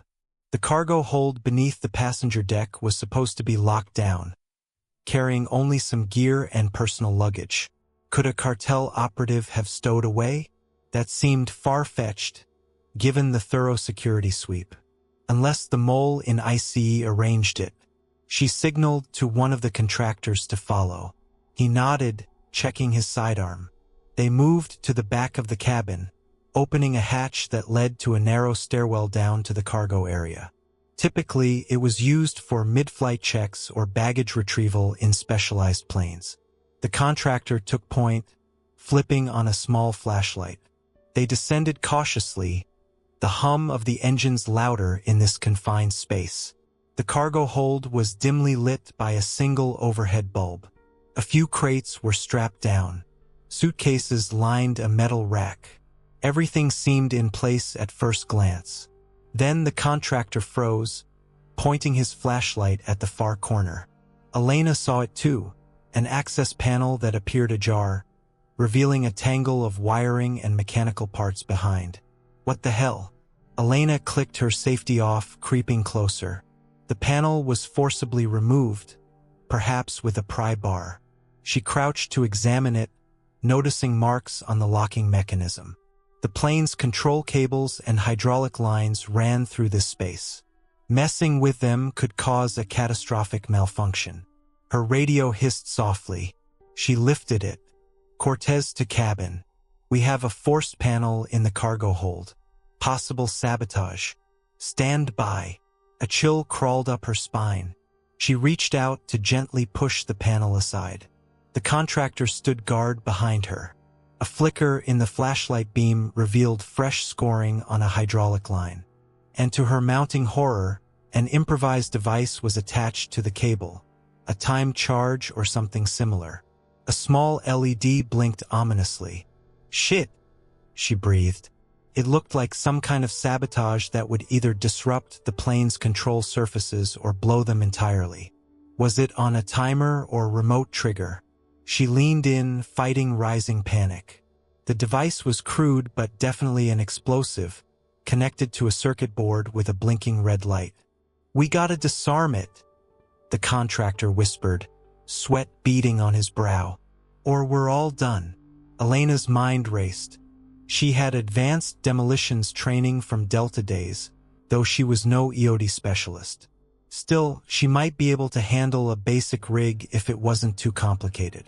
Keep me covered, she said, voice tight. She carefully set her MP5 aside, pulling out her multi-tool from a belt pouch. Gingerly, she examined the wires. The device used a small plastic explosive block, enough to blow the hydraulic lines and damage structural integrity. She spotted two main wires leading to the trigger mechanism. One red, one yellow, with a smaller black wire bridging them. The blinking LED counted down in slow pulses. Any chance we can jettison it? The contractor asked. She shook her head. We're too high and it's rigged to the lines. If we yank it loose, it might blow. She had to defuse it in place. Her heart hammered, memories of Afghanistan flooding back. Disarming IEDs while bullets flew overhead. She inhaled, forcing calm. She recognized a typical trap in such bombs. A decoy wire that would trigger detonation if cut first. She carefully traced each wire's path, squinting in the dim light. The blinking LED was connected to a small timer unit. They likely had only minutes or seconds left. She cursed the lack of a display to see the actual countdown. Using the multi-tool's wire cutters, she positioned them near the black bridging wire. That seemed to be the likely culprit. She paused, steadying her trembling hand. One wrong snip and it's over. She glanced back at the contractor. Brace yourself, she breathed. Then she pressed down, severing the black wire. A tense second passed, no explosion. The LED blinked faster for a moment, then went dark. She exhaled, heart nearly leaping from her chest. Carefully, she eased the device away from the hydraulic line, pulling out the main charge. She set it on the floor, still cradling it like a live grenade. How do we dispose of it? The contractor asked, voice still hushed. Elena found a thick metal storage box in the corner. She gently placed the device inside, shutting the lid. That'll contain it if it still goes off, she said, though she wasn't entirely confident. We can handle it properly once we land. A wave of relief threatened to buckle her knees. They'd averted disaster, for the moment. She radioed up to the cockpit, voice tight. Bomb defused in the cargo hold. All clear for now, but we need to be on high alert. Someone planted it. The pilot's stunned reply crackled back. Roger that, Agent Cortez. We'll keep her steady. Elena turned to the contractor, her expression grim. This was an inside job. The cartel must have had help. They intended to bring this plane down. His gaze hardened. That means we may have a mole on board. Or they boarded the plane earlier and planted it. She nodded. The sense of betrayal turned her stomach. We have to sweep the cabin again. Check every inch. He agreed, and they ascended back to the passenger area. Everyone looked tense as they entered. The detainees, including Águila, craned their heads. One ICE agent demanded, "What's going on?" Elena explained, "We found an explosive device rigged to the plane's controls. It's been defused." Shocked murmurs rippled through the agents. Águila's lips curled into a faint smirk. "Ingenious," he said, half to himself. "They meant to take us all out, no witnesses." She glared at him, unsettled by his reaction. Was he surprised or amused? Or they meant to crash the plane, kill you to keep you from talking? His eyes gleamed. Maybe. Then he glanced around, as though reevaluating everything. Or maybe that bomb was for you, chica. She suppressed a shiver. The idea that the cartel was willing to kill their own man to silence him was horrifying but not surprising. They'd do anything to protect top secrets, and given the embarrassment he'd caused by being captured, it wouldn't be the first time a cartel turned on one of its own. The flight crew performed another thorough cabin check, but found no additional devices. Still, the tension ratcheted higher. Who had planted the bomb? Did the mole board the plane, or did they sabotage it earlier at the airstrip? Questions with no immediate answers. Elena resumed her seat, eyeing Águila warily. He seemed pensive, as though rethinking his entire situation. She forced herself to stay alert, scanning the plane's occupants. Anyone could be the mole, though logically it had to be an agent or someone with clearance. As the plane droned on, the detainees grew restless. The agent near the cockpit radioed the base, updating them on the sabotage attempt. Orders came back to proceed to the black site, expedite the transfer, and let specialized teams handle the investigation. Elena settled in, letting out a slow breath. The immediate danger had passed, but her gut told her this wasn't the last attempt. Cartel orchestrations were rarely one and done. If they couldn't blow the plane, maybe they had a plan B waiting at the landing strip. She tightened her grip on the MP5, ignoring the throbbing in her wounded shoulder. Eyes on the prize, she told herself. The hours ahead would be crucial. Águila's fate, and possibly her own, hung in the balance. The unspoken question lingered. How far was El Imperio Rojo willing to go to erase their prized enforcer from the board? The swirling hum of the plane's engine provided a backdrop to her mounting apprehension, as if the entire world were holding its breath, waiting for the next move in a deadly game of chess. The next 2 hours passed in a tense vigil. Elena remained vigilant, scanning the cabin, checking on the detainees, eyeing the other agents for any sign of duplicity. Each passing minute brought them closer to the Black Site's airfield, a remote location far from major urban centers. If the cartel had a plan B, she expected it might involve an assault on the ground, perhaps a runway ambush or infiltration. When the pilot announced their final descent, Elena's muscles coiled. She hated the vulnerability of landing, speed dropping, altitude decreasing, few escape options if trouble flared. She glanced at Águila, who stared out the window at the barren landscape below. The plane banked, revealing a sparse desert dotted with scraggly brush, a lone airstrip crossing the terrain like a chalk line. The runway came into view. Elena leaned forward, searching for any unusual vehicles or signs of ambush. A small group of black SUVs waited near a hangar, presumably site personnel or additional security.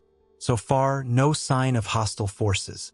The plane's wheels touched down with a jarring bounce, engines roaring in reverse thrust. She tightened her seatbelt, heart pounding. Once they were rolling down the strip, the pilot taxied toward the hangar, where armed men in plain tactical gear stood by. They wore no official insignia, typical for black site operatives. Elena unbuckled, standing with her MP5. The detainees would be moved swiftly into the facility. She just hoped they could do so without any unwelcome surprises. The plane door opened, letting in a blast of hot desert air. Immediately, a cluster of heavily armed men boarded, scanning the cabin. One with a buzz cut and a stoic expression stepped up to Elena, flashing a brief ID. "We'll take custody from here. Are we clear?" She nodded warily, verifying the ID's authenticity as best she could. "Yes, but we had an attempted sabotage mid-flight. Watch for infiltration." He frowned, signaling his men. They quickly took positions, weapons trained on the detainees as each was unbuckled and let out. Elena followed at the end of the line, keeping a close eye on Águila. The chain clinked as he shuffled down the plane's stairs. Outside, the sun blasted down, and a scorching wind whipped across the tarmac. A tall chain-link fence, topped with razor wire, surrounded the airfield. Beyond it lay a squat building of concrete and steel, presumably the site's main detention center. The men in plain gear escorted each detainee into a waiting van. More men with rifles stood guard near the perimeter. For a moment it seemed safe, well-coordinated. Águila glanced around, his expression shuddered. "Cage to cage," he muttered, half smiling as though resigned. Elena stood beside him, MP5 at the ready. Another operative signaled for them to follow. They headed toward the van, the sun glaring off the vehicle's white exterior. Suddenly, a distant rumble made Elena freeze, scanning the horizon. It wasn't a plane engine, it was a helicopter, approaching low and fast. She tensed. The black site operative with the buzz cut cursed under his breath. "We expecting air traffic?" "No," Elena said, adrenaline spiking. The helicopter soared closer, revealing its silhouette. A civilian model with tinted windows, doors open. Her radio crackled with frantic chatter. Then muzzle flashes erupted from the chopper, and the tarmac exploded with gunfire. She yelled, "Get down!" dragging Águila behind a nearby support pillar. Bullets raked the ground, sending debris and sparks flying. The black site operatives scattered, returning fire with automatic weapons. The detainees, half loaded into the van, screamed in terror. Elena heard the helicopter's engine screaming overhead, the staccato bursts of a mounted machine gun pounding the pavement. Her mind reeled. They're hitting us from above. Another bold move by the cartel, or perhaps a rogue paramilitary group hired by them. She pressed Águila against the pillar, ignoring his glare. She needed to keep him from being shot or from escaping in the chaos. One of the black site vans erupted in flames as gunfire struck the gas tank. Smoke billowed, men shouting as they dove for cover. Elena risked a glance upward. The helicopter swooped around in a wide arc, preparing another strafing run. She lifted her MP5, knowing it was futile at this range. Someone needed an RPG or a heavy machine gun to counter a helicopter. A bullet whipped past, narrowly missing her head. She jerked back, panting. Águila crouched, chained wrists raised protectively. She barked, "Stay down if you want to live." He grunted, offering no retort. The black site operatives unleashed a volley toward the chopper, but it soared overhead, returning fire. One operative was hit, crumpling onto the tarmac. Another cluster of bullets tore through the chain-link fence behind them. The entire airfield devolved into a war zone in seconds. The helicopter hovered, side door open, a masked gunman leaning out, spraying bullets. Elena saw no immediate route to safer cover. The pillar was all they had. Her mind raced. If the cartel wanted to extract Águila, this might be their method. Blast the area, land, scoop him up. She had to prevent that. Gritting her teeth, She keyed her radio. Helicopter assault in progress. Need heavier firepower. She heard jumbled replies. The black site staff was scrambling to mount a .50 cal from an armory inside the facility. Suddenly, Águila lunged, surprising her. He grabbed her arm with his bound hands, eyes blazing. "Unchain me," he hissed. "If they land, they'll kill us all." She shoved him back, muzzle pressing to his chest. "You're the reason they're here," she snarled. He glared. "They're not all my people. Don't you get it? If the cartel wants me dead, that chopper is here to finish the job." Shock rippled through her. Could the cartel be trying to kill him again? Or was this a rescue? It was hard to tell. He was certain they wanted him silenced. The machine gun fire soared overhead again, biting into the concrete. She hissed, "I'm not freeing you." He bared his teeth in frustration. "Then at least don't let them take me." The helicopter swooped lower, rotor wash kicking up blinding dust. Elena coughed, eyes watering. She had to move or be pinned down. But with Águila shackled, it was near impossible to lead him to better cover without risking a bullet to the back. "Think, Delta, think." She scanned the tarmac for an opening. One black site operative let loose a rocket-propelled grenade from behind a vehicle. The rocket whooshed upward, narrowly missing the helicopter, exploding in the air. The chopper veered off, side-slipping. "This is our chance." Elena grabbed Águila by the chain, forcing him to move. They sprinted across the open ground to the partial cover of a low concrete barrier near the hangar. Gunfire chewed up the asphalt behind them, sending shards stinging Elena's ankles. She half-dragged him behind the barrier, panting. A swirl of dust from the helicopter's rotor wash enveloped them. She blinked grit from her eyes, hearing the thunder of the chopper overhead. Another rocket streaked upward. This time it clipped the tail rotor. The helicopter spun wildly, belching smoke. The pilot struggled to maintain control, the craft wobbling dangerously. Her chest tightened. If the chopper crashed onto the airfield, it could be catastrophic. She and Águila pressed themselves against the barrier, hearts pounding. The helicopter careened away from the hangar, losing altitude. With a deafening crunch, it slammed into the far end of the runway, bursting into a fireball of twisted metal. A wave of heat and flames rolled across the tarmac. Elena shielded her face, the concussion rattling her teeth. Then the air fell eerily still, aside from the roaring inferno where the chopper lay. No other attackers were visible. Apparently that was the entire raid. Slowly, black site operatives emerged from cover, weapons raised. Elena rose cautiously, pulling Águila up with her. Sirens wailed from somewhere on the base, and a team of men rushed toward the downed helicopter with fire suppression gear.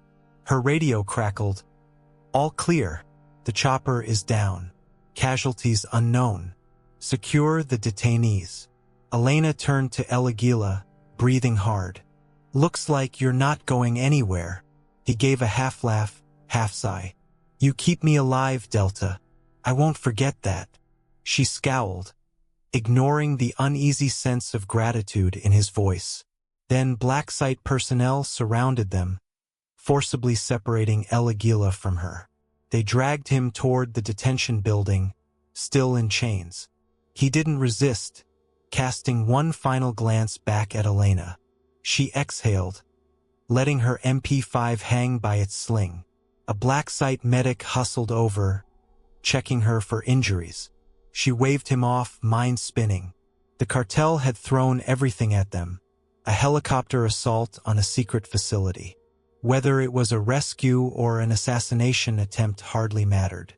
They'd risked an all-out strike again. And once more, Elena had survived. Baxter jogged over, panting. "You all right?" She nodded, kneeling to catch her breath. "Seems so. The detainees secure. Helicopters down."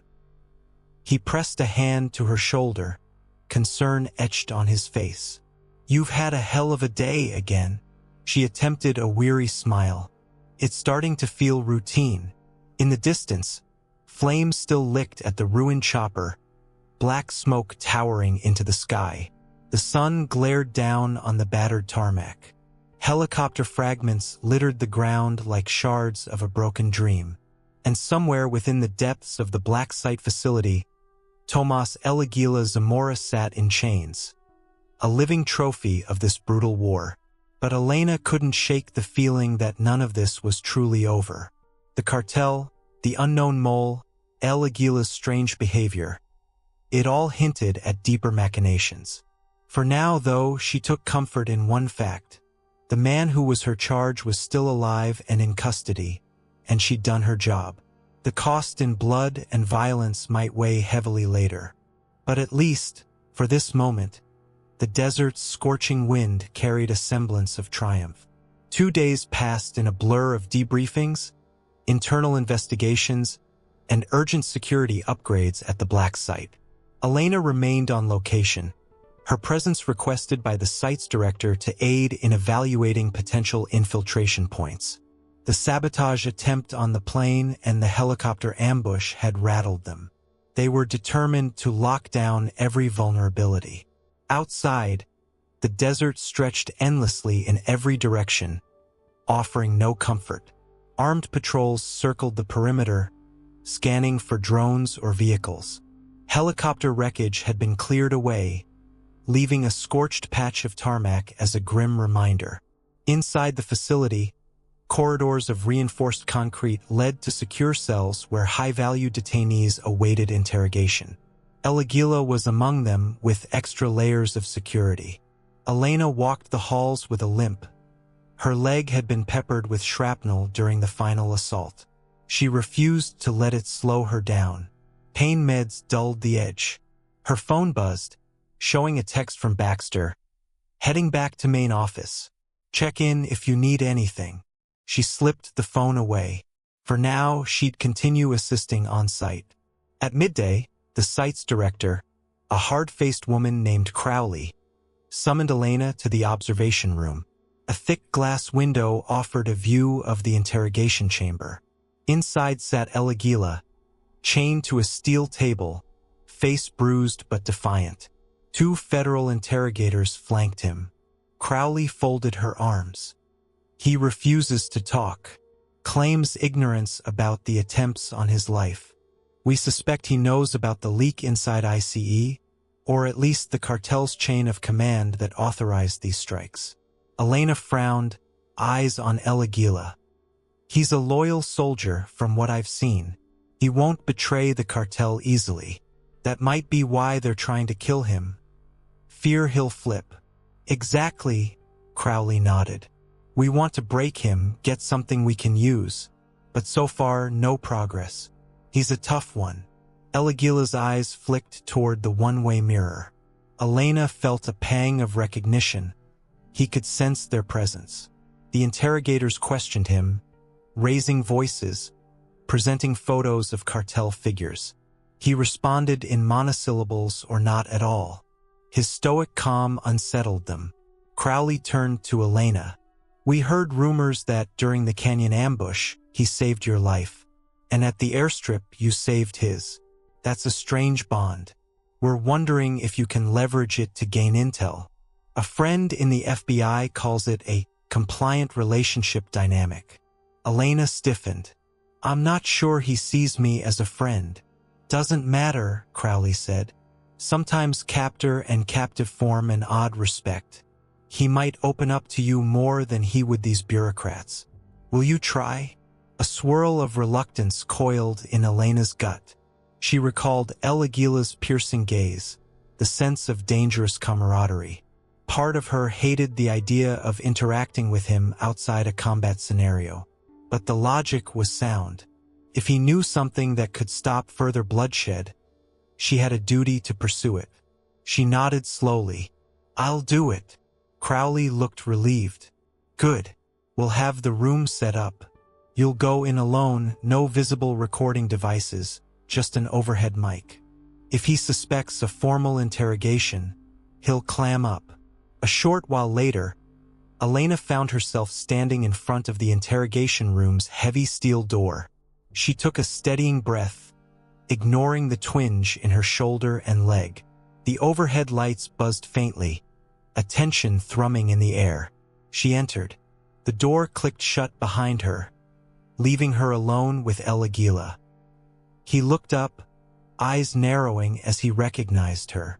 She wore plain clothes, no visible weapons except for a sidearm on her belt.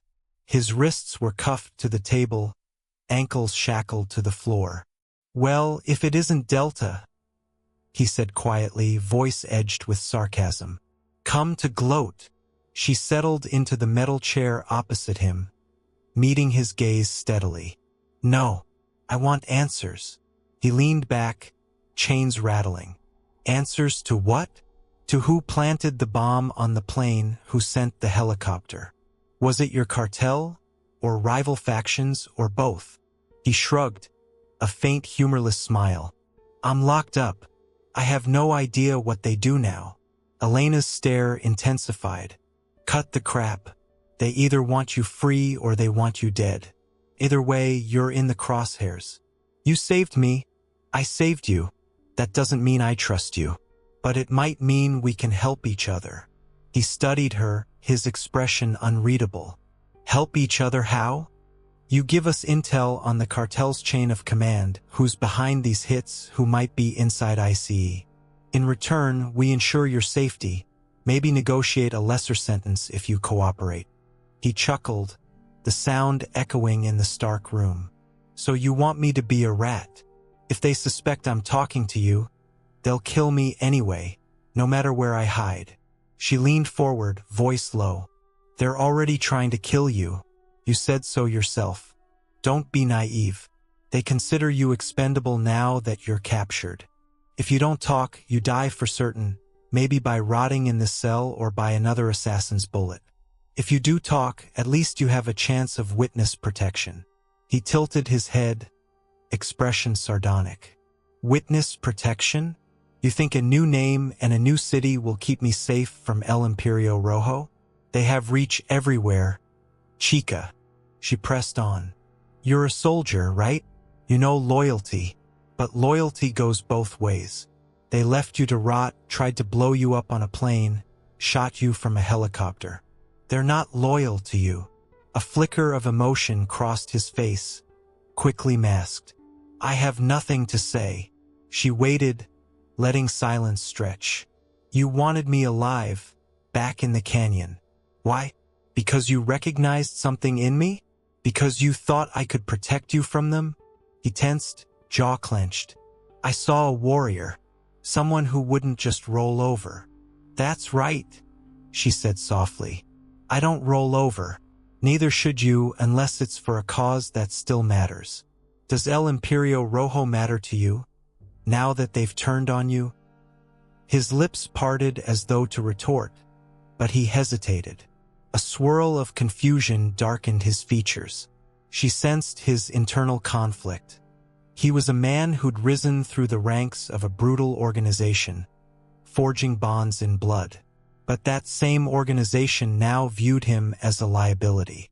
"El Imperio Rojo was my family," he murmured, voice laced with bitterness. "I sacrificed everything, my future, my freedom, because I believed in our power, in the respect we commanded." She leaned in. "Respect or fear?" He shook his head. "Fear, respect. They're the same in this world. But I see now it's an illusion. We're all disposable, especially if it protects the higher-ups."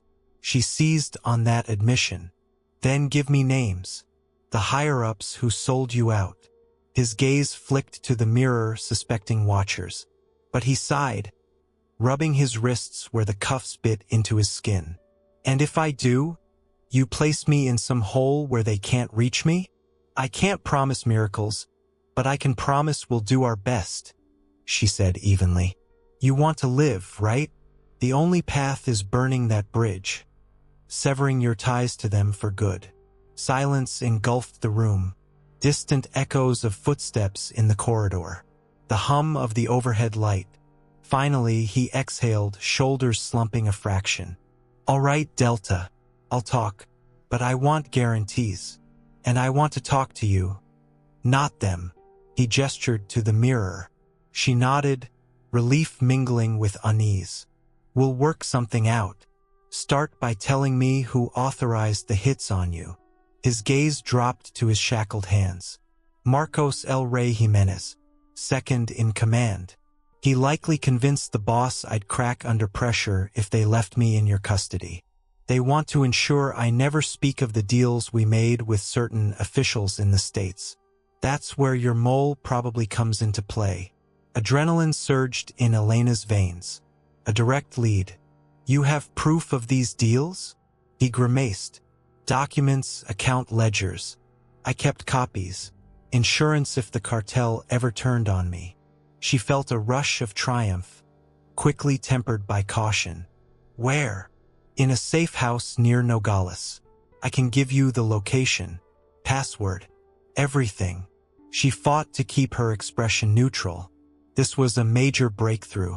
He's actually flipping. She nodded, voice steady. Good. This is a start. I'll relay the info, and we'll see about your protection. He let out a tremulous breath, as though a weight had been lifted, or as though he'd just signed his own death warrant. In a sense, maybe he had. She stood, ignoring the knot of emotions in her gut. I'll be back. Don't do anything stupid. He chuckled darkly. I'm chained to a table in a black site prison, Delta. My stupidity days are behind me. She left the room, stepping into the corridor's harsh light. Crowley and another official waited. Elena's heartbeat thudded. She'd gotten a foot in the door with El Águila. But the next steps, acting on the intel, unmasking the mole, confronting the cartel's leadership, would be even riskier. In the mirror, she caught her own reflection. Sweat on her brow, eyes burning with fierce determination. This mission was far from over. She'd started a chain of events that could bring down a criminal empire, or cost her everything if the cartel struck again. And in the midst of it all, she couldn't forget. Tomás Zamora was both an enemy and an ally of convenience. A man she once aimed to kill, yet now found herself protecting. The lines had never been so blurred. 2 nights later, a small team of ICE agents and black site operatives gathered in a secure briefing room. Elena stood at the front, holding a remote. On the projector screen flashed a digital map of Nogales, an international border city with arteries of smuggling routes. She clicked through satellite images of a modest residential block near the outskirts, highlighting a single-story house. This is the location El Águila gave us, she said quietly. He claims inside is a safe loaded with account ledgers detailing cartel payoffs to American officials.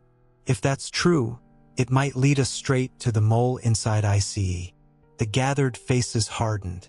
One black site operative, a wiry man with hawkish eyes, asked, "Are we sure we can trust his intel? He's a cartel enforcer." Elena nodded. "I don't trust him blindly, but he's given us partial verification. Account numbers that match suspicious transactions we'd flagged. Is consistent with known Imperio Rojo patterns. We believe the safe house is real." Crowley, arms crossed, chimed in. "We have limited manpower for an op across the border. We'd normally coordinate with Mexican authorities, but we suspect corruption runs deep. If we tip them off, the intel might vanish or the house might be booby-trapped." Elena studied the team.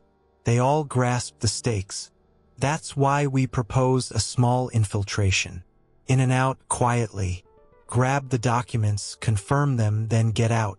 Minimize footprints. Avoid local entanglements." A murmur passed through the group. This was essentially a Black Ops mission on foreign soil, something fraught with diplomatic risk. But the revelations about the ICE mole overshadowed standard protocol. They had to root out the leak. A tall operative with a thick beard, call sign Rivers, raised a hand. "Who's going in?" Crowley exchanged a glance with Elena. "Agent Cortez has volunteered, given her background and existing ties to the target. Elena folded her arms, ignoring the ache in her injured shoulder. I can lead a small 4-person team. I know infiltration from my Delta days. We'll gear light, cross quietly. Timing is crucial. The house is likely not heavily guarded, just a caretaker or a few watchers. Rivers nodded, thoughtful. If it's a safe house, they might have an alarm or hidden cameras. We'll need an electronics specialist. A young agent named Lila, slim with sharp features, spoke up. That's me. I can handle any system they have. Crowley glanced around, finalizing the roster. All right, Rivers, Lila, and Agent Navarro plus Agent Cortez. You deploy tomorrow night, crossing near a known gap in the fence. We'll provide a chase vehicle near the border on the U.S. side, just in case. The plan took shape quickly, each detail hammered out.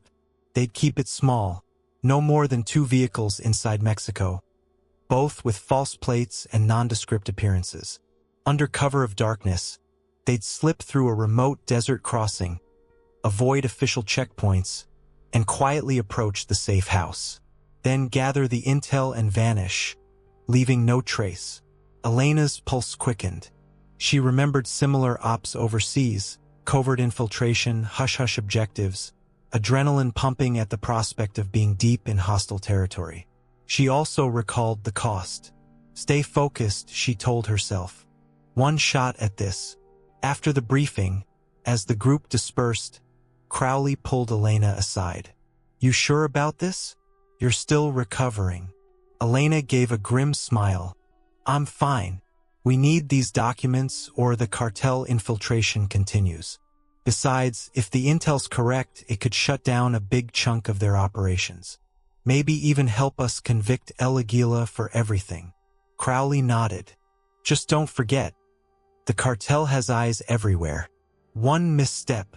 I understand, Elena said firmly. I'll handle it. That night, she barely slept. Memories of desert raids in Afghanistan seeped into her dreams, blending with images of the canyon ambush, the helicopter fire. She woke in a cold sweat, heart pounding. Get it together, she told herself. This is for the mission. She spent the day going over gear, verifying the infiltration route, double-checking the comms. By sunset, the team assembled near a remote corner of the border, far from official crossing points. They wore civilian clothes, but each carried a concealed sidearm and a discreet bag with specialized equipment. Lockpicks, electronics kit, short-barreled rifles stashed in trunk compartments. They drove 2 unmarked SUVs across dusty trails, the sky bruised purple and red as night fell. When they reached a break in the old border fence, a known smuggling route, they killed the headlights and rolled slowly through, each heart pounding with the knowledge of crossing lines physically and legally. Now in Mexican territory, they navigated rutted dirt roads, guided by GPS coordinates. Tension thrummed in the vehicles. Rivers radioed softly from the trailing SUV. No sign of watchers yet. Elena nodded to herself, gripping the wheel. Copy that. Everyone stay alert. Within an hour, the outskirts of Nogales rose around them. Concrete houses with barred windows, narrow streets winding under flickering streetlights. Elena led them to a quiet neighborhood on the city's edge, turning onto a deserted side street. The target house was a single-story dwelling with a modest garden, a high stucco wall around the perimeter. One battered car sat in the driveway, no lights visible inside. They parked a block away, engines off. Each agent donned light body armor beneath loose shirts, checked weapons with suppressors attached. Then, moving in 2 pairs, they approached on foot under the cover of darkness. Elena's heart pounded with that old, familiar thrill. She sidled up to the gate, scanning for cameras. Lila tapped her on the shoulder, pointing to a small dome camera near the corner. Carefully, Elena clipped a remote device onto the wire, letting Lila scramble its feed. The lens fizzled, stuck on a loop. Rivers hopped the wall silently, landing in the courtyard. A minute later, he unlatched the gate from inside, letting Elena and Lila slip in. Agent Navarro posted outside, keeping watch on the street. The courtyard was cluttered with potted plants, a dim porch light revealing a wooden door. No immediate sign of guards. The windows were shuttered. Elena signaled to Lila, who quickly checked the door's lock. Click. It gave. They crept inside, weapons up. The interior smelled faintly of stale cigarettes. A small living room with worn furniture, a hallway leading to a rear bedroom. No one in sight. They methodically cleared each room. In the last bedroom, they found a metal desk and a large safe in the closet, matching Águila's description. Lila moved to the safe, setting up a digital stethoscope device. Rivers and Elena covered the door. A hush blanketed the house, eerily quiet. Too quiet. Elena's gut twisted. Where's the caretaker? At that instant, the front door crashed open. Footsteps thundered. Spanish voices yelled. Rivers and Elena instinctively dropped to a knee, aiming down the hallway. Muzzle flashes lit the darkness as two gunmen burst into view. Suppressed gunfire erupted from Elena's rifle, cutting one down. Rivers engaged the other, dropping him with two quick shots. Lila froze at the safe, eyes wide. Elena hissed, "Keep working." She advanced down the hallway, hearing more commotion outside. Navarro's voice crackled in her earpiece. "I'm pinned." Multiple hostiles inbound. Cursing, Elena realized the caretaker must have returned with reinforcements, or the cartel had watchers on this house after all. She pressed her back to the wall, reloading. Rivers moved to secure the front door, stepping over the fallen gunman. Bullets pinged off the stucco, forcing him to duck. They were outnumbered. Shouts in Spanish indicated at least 4 or 5 more, possibly more. This is a trap. She had to get those documents fast and escape. She fired shots through the open doorway, glimpsing silhouettes taking cover behind a parked car. Behind her, Lila's urgent whisper, "Got it open!" Elena pivoted, saw Lila tugging a thick folder and a laptop from the safe, stuffing them into a bag. "Perfect. Let's go." Elena barked. They rushed back toward the living room. Rivers covered them, trading suppressive fire. Suddenly, a flash of movement at the window. A muzzle emerged, spitting bullets. Rivers grunted, hit in the vest, dropping to one knee. Elena grabbed him, dragging him behind a couch. She shot back, shattering the window, hearing a scream outside. They needed to retreat. Navarro was pinned in the courtyard, radio silent. "Navarro, come in." Elena hissed. Static. "Damn it. Back door." Lila asked, voice trembling. Elena jerked her head. "Yeah, move." She helped Rivers stand. He grimaced but could walk. They dashed to the kitchen, found a rear door. Kicking it open, they spilled into a small backyard. Darkness enveloped them, the high stucco fence towering. Shots rang out from the front of the house, voices closing in. Elena scanned quickly. A tree near the wall might help them climb out. She nodded to Rivers. "Boost Lila." They did so, and she scrambled over. Then Rivers followed with a painful grunt, and Elena last, hooking her rifle strap around her shoulder. Bullets ripped into the fence behind them as they dropped into an alley. They landed in the gloom, hearts hammering. Elena keyed her radio again. "Navarro, respond." A burst of static, then a faint groan. "I'm hit." Elena cursed. She couldn't leave him behind. "Rivers, Lila, get to the SUVs. I'll get Navarro." Rivers started to protest, but she cut him off. "No time. You have the intel, we can't lose it. Go." He gave a reluctant nod, beckoning Lila. They disappeared down the alley. Elena took a precious second to steady her breath, then moved along the wall toward the front of the house. She found another side gate, locked. With quick tension, she scrambled up, ignoring the pain in her leg. Shots continued from inside the courtyard. She peered over the top, seeing muzzle flashes near the gate. Navarro was slumped behind a low wall, blood pooling around his thigh. One cartel gunman advanced, rifle up. Elena lined up her suppressed rifle and took him out with 2 shots. Another hostile spotted her silhouette and fired, chipping the stucco. She ducked, jumped down. Her landing was jarring, but she pushed forward. 2 more gunmen tried to flank Navarro.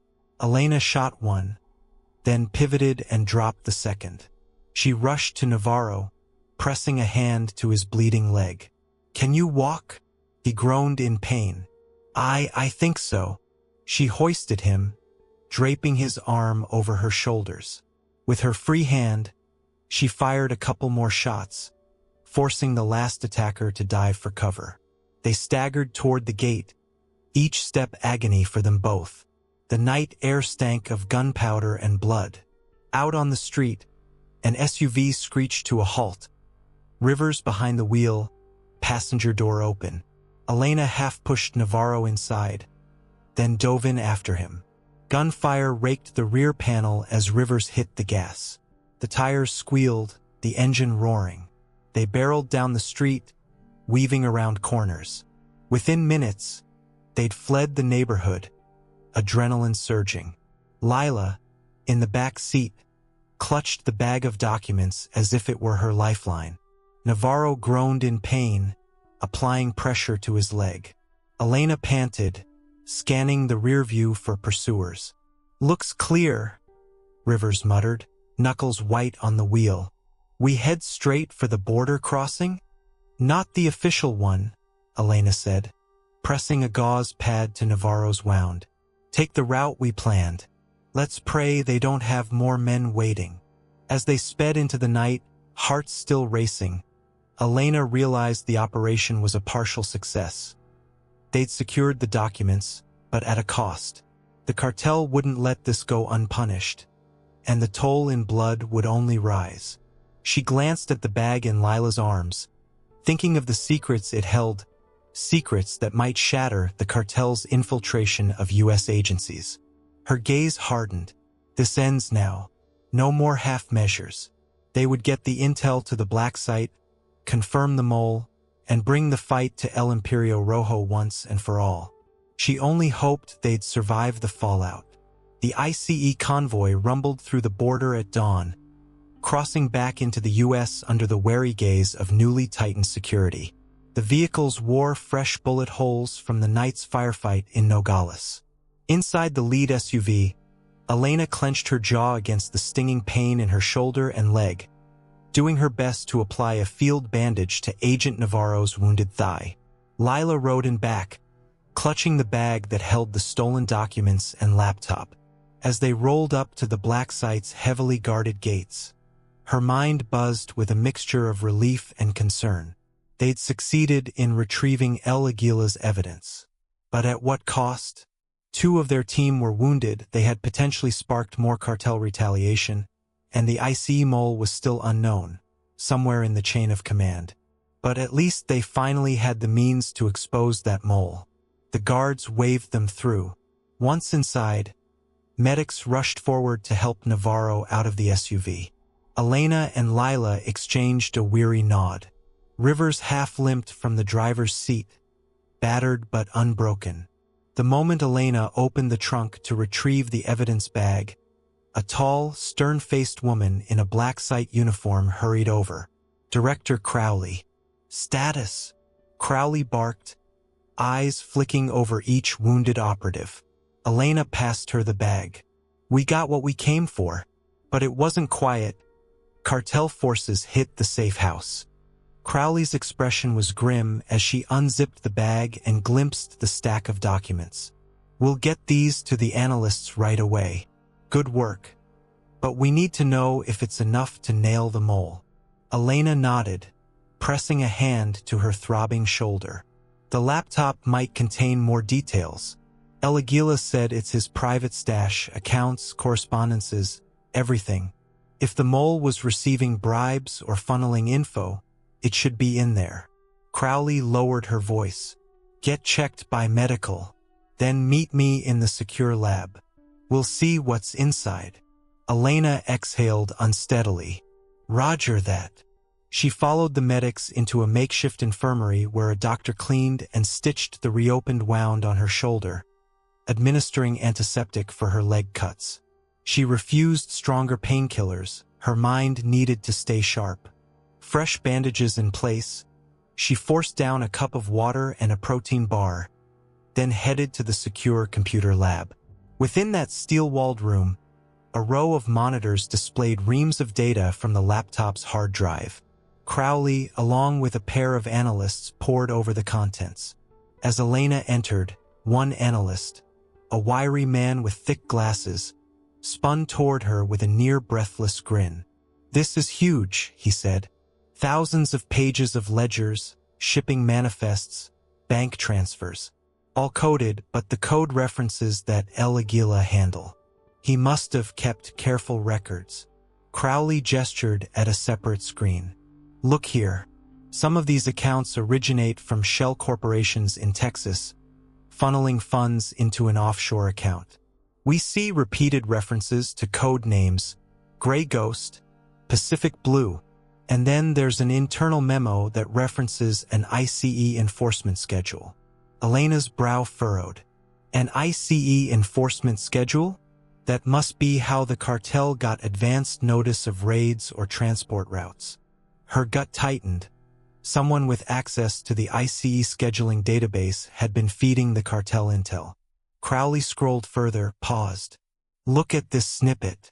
A direct deposit from one of the shell companies to an individual.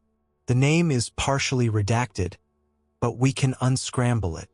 The analyst tapped a few keys. A moment later, a name appeared on the screen in block letters. Marcus Green. Elena's breath caught. That was the supervisory special agent who'd debriefed her after the canyon ambush. The same man who'd complimented her in the immediate aftermath. He was well-respected, a long-time ICE official. Her mind reeled. Could Green really be the mole? Crowley's eyes went wide. He's a big fish. He's been with ICE for years. If he's the leak, that explains how the cartel knew about Elena's routes, the plane's departure, everything. Stomach churning, Elena recalled how supportive Green had seemed, how fatherly. All a facade, she thought, bitterness lancing through her. We need confirmation, she said, voice raw. Bank records alone might be circumstantial. Could be an alias. The analyst zoomed in on a video file found in the laptop's hidden folder. He played it. Grainy footage showed a warehouse interior. The angle suggested a hidden camera. In frame, Águila stood with a tall, broad-shouldered man who turned to reveal his face. Marcus Green. They exchanged a sealed envelope. Then Green said in a low voice, "Our next route is Thursday, just like you asked." Elena's jaw clenched. The evidence was undeniable. Marcus Green had sold out his agency, sold out his oath. He's the reason so many good people died. She thought, anger pulsing. Crowley looked grim. We'll have to move against Green immediately, but we must be cautious. He's high-ranking. If we tip him off prematurely, he'll flee or sabotage more operations. Elena rubbed her temple. Where is he right now? Last we knew, he returned to the main ICE office in Arizona after the airfield ambush, Crowley said. We suspect he's lying low, maybe waiting for the next chance to feed intel to the cartel. We can't wait. We have to take him down. Elena straightened. I'll confront him myself. He trusts me. At least he thinks I suspect nothing. If we set a trap, we can catch him in the act. Crowley nodded slowly. It's risky, but it might be our best shot. We'll coordinate with a small team of loyal agents. And we have this trove of evidence. He can't talk his way out of that. Elena inhaled, steadying her nerves. She thought of the fallen ICE agents, of the helicopter that nearly killed them, the canyon ambush. All roads led back to Green's treachery. Let's do it. That night, they laid their plans. Crowley would get authorization from DHS higher-ups who were trusted to be clean. Elena would personally arrange a meeting with Green, under the guise of needing more resources for a new transport. They'd wire Elena with a concealed recorder, hoping to catch him admitting his role or contacting the cartel. Meanwhile, a small backup team would wait out of sight, ready to pounce. It was a classic sting operation, but the risk was enormous. Before heading out, Elena found herself lingering outside Águila's cell. The black site corridor was silent, fluorescent lights casting sharp shadows. He'd become the unwitting catalyst for unmasking the mole. No matter their violent past, she couldn't deny that his intel was crucial. She stepped to the door's reinforced window, peering in. He sat on a bunk, staring at the wall, expression distant. For a moment, she felt a pang of empathy. He'd lost his place in the cartel, betrayed by those he once served. She'd planned to see him locked away for life, but ironically, he had helped stop a greater threat. She rapped on the door, and he stirred, turning. Seeing her face, he rose, chains clinking. She pressed the intercom button. "We got the documents. You were right about Green." He offered a rueful nod. "I told you. Is that enough to buy me a deal?" She paused. "We'll see. We still want everything else, you know. If you cooperate fully, the feds might offer a reduced sentence or protective custody. You'll remain locked up, but you'll be breathing." He let out a humorless laugh. "I guess that's the best I can hope for. They want me dead either way." She didn't dispute it. "Your cooperation's the only reason you're still alive. Don't forget that." She turned to leave, but he called her name. Her real name, not Delta. She paused, glancing back, unsettled. "Thank you," he said, and something like sincerity flickered in his gaze. "For not letting them kill me back there, and for hearing me out." A swirl of conflicting emotions rose in her chest. She clenched her jaw, offering the barest nod. Then she walked away, footsteps echoing in the cold corridor. She'd gleaned no satisfaction from forging this tenuous alliance, but at least they had a chance to bring justice to the traitor who had orchestrated so much bloodshed. Tomorrow she would face Marcus Green. If all went according to plan, the cartel's inside man would be exposed, and she could finally close this terrible chapter. But as she tried to sleep, the ghost of doubt haunted her. What if he has one last trick up his sleeve? Morning light slanted through the windows of the Arizona ICE headquarters, revealing the hustle of agents, staff, and detainees being processed. Elena stepped into the building, trying not to appear tense. She wore a simple white blouse and slacks, concealing the small recorder taped to her torso. A compact service pistol sat holstered at her waist. This had once been a familiar place, a pillar of her daily routine. Now it felt tainted by betrayal. With measured steps, she navigated to Marcus Green's office on the second floor. A cluster of open cubicles surrounded a row of private offices with frosted glass partitions. She spotted two discreetly armed agents from Crowley's loyal team lurking near the elevator, ready to intervene on her signal. Outside Green's office, she paused. Her heart thrummed in her ears. "Stay calm," she told herself, recalling her Delta training. He mustn't suspect. She knocked on the door, hearing his muffled, "Come in." The door swung open, revealing a tidy office lined with commendations. Green sat behind a polished desk, his suit impeccable, thick hair combed back. He rose with a warm smile that never reached his eyes. "Agent Cortez, good to see you. You look tired." "Long few days." She forced a smile, stepping in. "Understatement. We had a near disaster at the black site. Another cartel attempt." I was hoping you could help me figure things out. He gestured to a chair, studying her with feigned sympathy. Of course. Sit, please. Once she was seated, he sank back, folding his hands on the desk. I heard you were sent to a top-secret facility after the airstrip attack. You must be exhausted. So how can I help? She inhaled, letting a measured tremor enter her voice. I'm worried. The cartel seems to know our every move.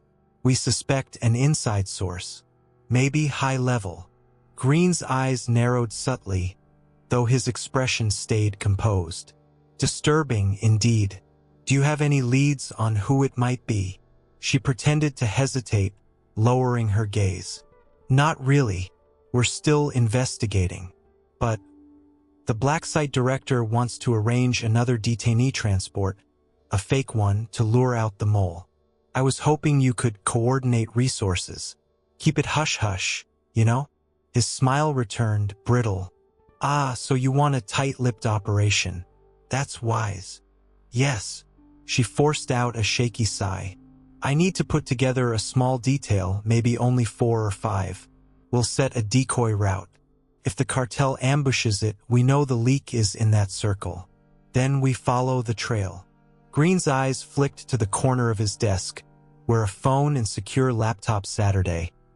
Well, I can help you with that. But, Elena, he leaned forward, using her first name in a fatherly tone. Are you sure we can't approach this differently?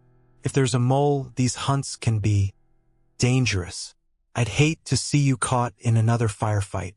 You've been through enough. She swallowed, conscious of the hidden recorder capturing every word. I'm used to danger. Please, Marcus. I need someone I can trust.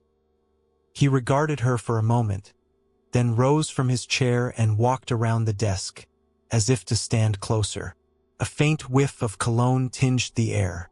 Of course you can trust me, he said softly, placing a hand on her shoulder. But I need to know everything about this decoy plan, precisely when and where. That way I can ensure full support. Her skin crawled under his touch. He's fishing for details to feed the cartel. She forced a nod. I'm waiting on final confirmation from the Black Site. They gave me a day. This hush-hush only a few of us know. I can get you the route soon, though. Just promise it stays between us. His grip tightened slightly. Absolutely, he said, a flicker of triumph in his eyes that he tried to hide. I'll handle it personally. She suppressed a surge of anger. So this is how he's done it all along, winning trust, collecting intel, delivering it to the cartel. She looked up at him. Thank you. He dropped his hand, returning to his desk. It's the least I can do. Anything for you, Elena. His tone dripped with false warmth. She rose, feigning relief. I'll see myself out. I'll call you later with the details. He nodded. Take care. And do try to rest. The tension in his jaw belied his smooth words. She left, stepping into the hallway on shaky legs. That paternal facade grated on her. He tried to shield his own guilt by showing concern for her well-being. He's been responsible for the deaths of countless agents and innocents. She reminded herself, anger burning low in her gut. One of Crowley's men, waiting near the water cooler, caught her eye. She gave a subtle nod, indicating she had enough evidence on tape. They departed in separate elevators to avoid drawing suspicion. Outside, Elena's heart thundered. She wanted to confront Green, to call him a traitor to his face. But they needed an airtight takedown. She just placed the bait, and Green had all but leapt at it. She found her car in the parking lot, pushing back swirling memories of the canyon ambush, the battered faces of wounded agents. All that orchestrated by him. If all went according to plan, soon he'd be in chains. The question lingered, how many more would die if he made one final strike? Back at the Black Site, Elena and Crowley reviewed the recording. Green's manipulative words, his promise to handle it personally, were enough to damn him. They just needed the final piece, his direct contact with the cartel. If they set up a decoy transport, they could intercept him funneling details to El Imperio Rojo. A plan took shape. They'd spin a story that El Águila, after all his revelations, was being moved to a different facility in California. Elena would personally relay the false details to Green: time, route, minimal security. If Green fed that to the cartel, their watchers might attempt another ambush. A hidden IC unit would wait in position, prepared to arrest the attackers and track the communication back to Green. It was a classic sting, but success depended on secrecy. Only the skeleton crew here can know, Crowley said, tapping a short roster. I'd even keep it from the local field office, given how high the corruption might go. Once we have him red-handed, we arrest him. Elena nodded. Agreed. But we need to ensure we control the environment. If the cartel sends a hit squad, we risk more casualties. Crowley grimaced. We'll stage it near a deserted stretch of highway. Local law enforcement will keep civilians away under the guise of a road closure. We'll have eyes in the sky, a helicopter with night vision, so we can see them coming. She paused. But you know what might happen? They could open fire. Elena exhaled. I'm ready. If more shooting happens, at least we'll be prepared. She glanced at the schedule. The trap would spring in 24 hours. Before going to rest, she walked down the corridor leading to El Águila's cell. He might not be involved in this final sting, but she wanted to gauge his reactions. The guards let her into an observation room connected to his cell. He paced the small space, tension etched across his features. The cell door buzzed. She stepped in, arms folded. He looked up sharply. Another visit, Delta? She nodded. We discovered the mole. Exactly who you said it was, someone high-level in IC, taking bribes. He fed your captures to the cartel. She searched his face for any flicker of victory or regret. He regarded her quietly. Then you have what you need from me, I suppose. Almost, she replied. We're setting a trap for him. We'll stage a transfer, pretend we're moving you. That'll draw out the cartel's final ambush. He raised an eyebrow. So I'm your bait? No, she said. We won't actually move you. We'll use a decoy truck with a stand-in. You'll stay locked up here under maximum guard. A small smile tugged at his lips. Smart. They'll believe you want to hide me deeper in the system. She nodded. After we spring the trap, Green goes down. The cartel's infiltration collapses.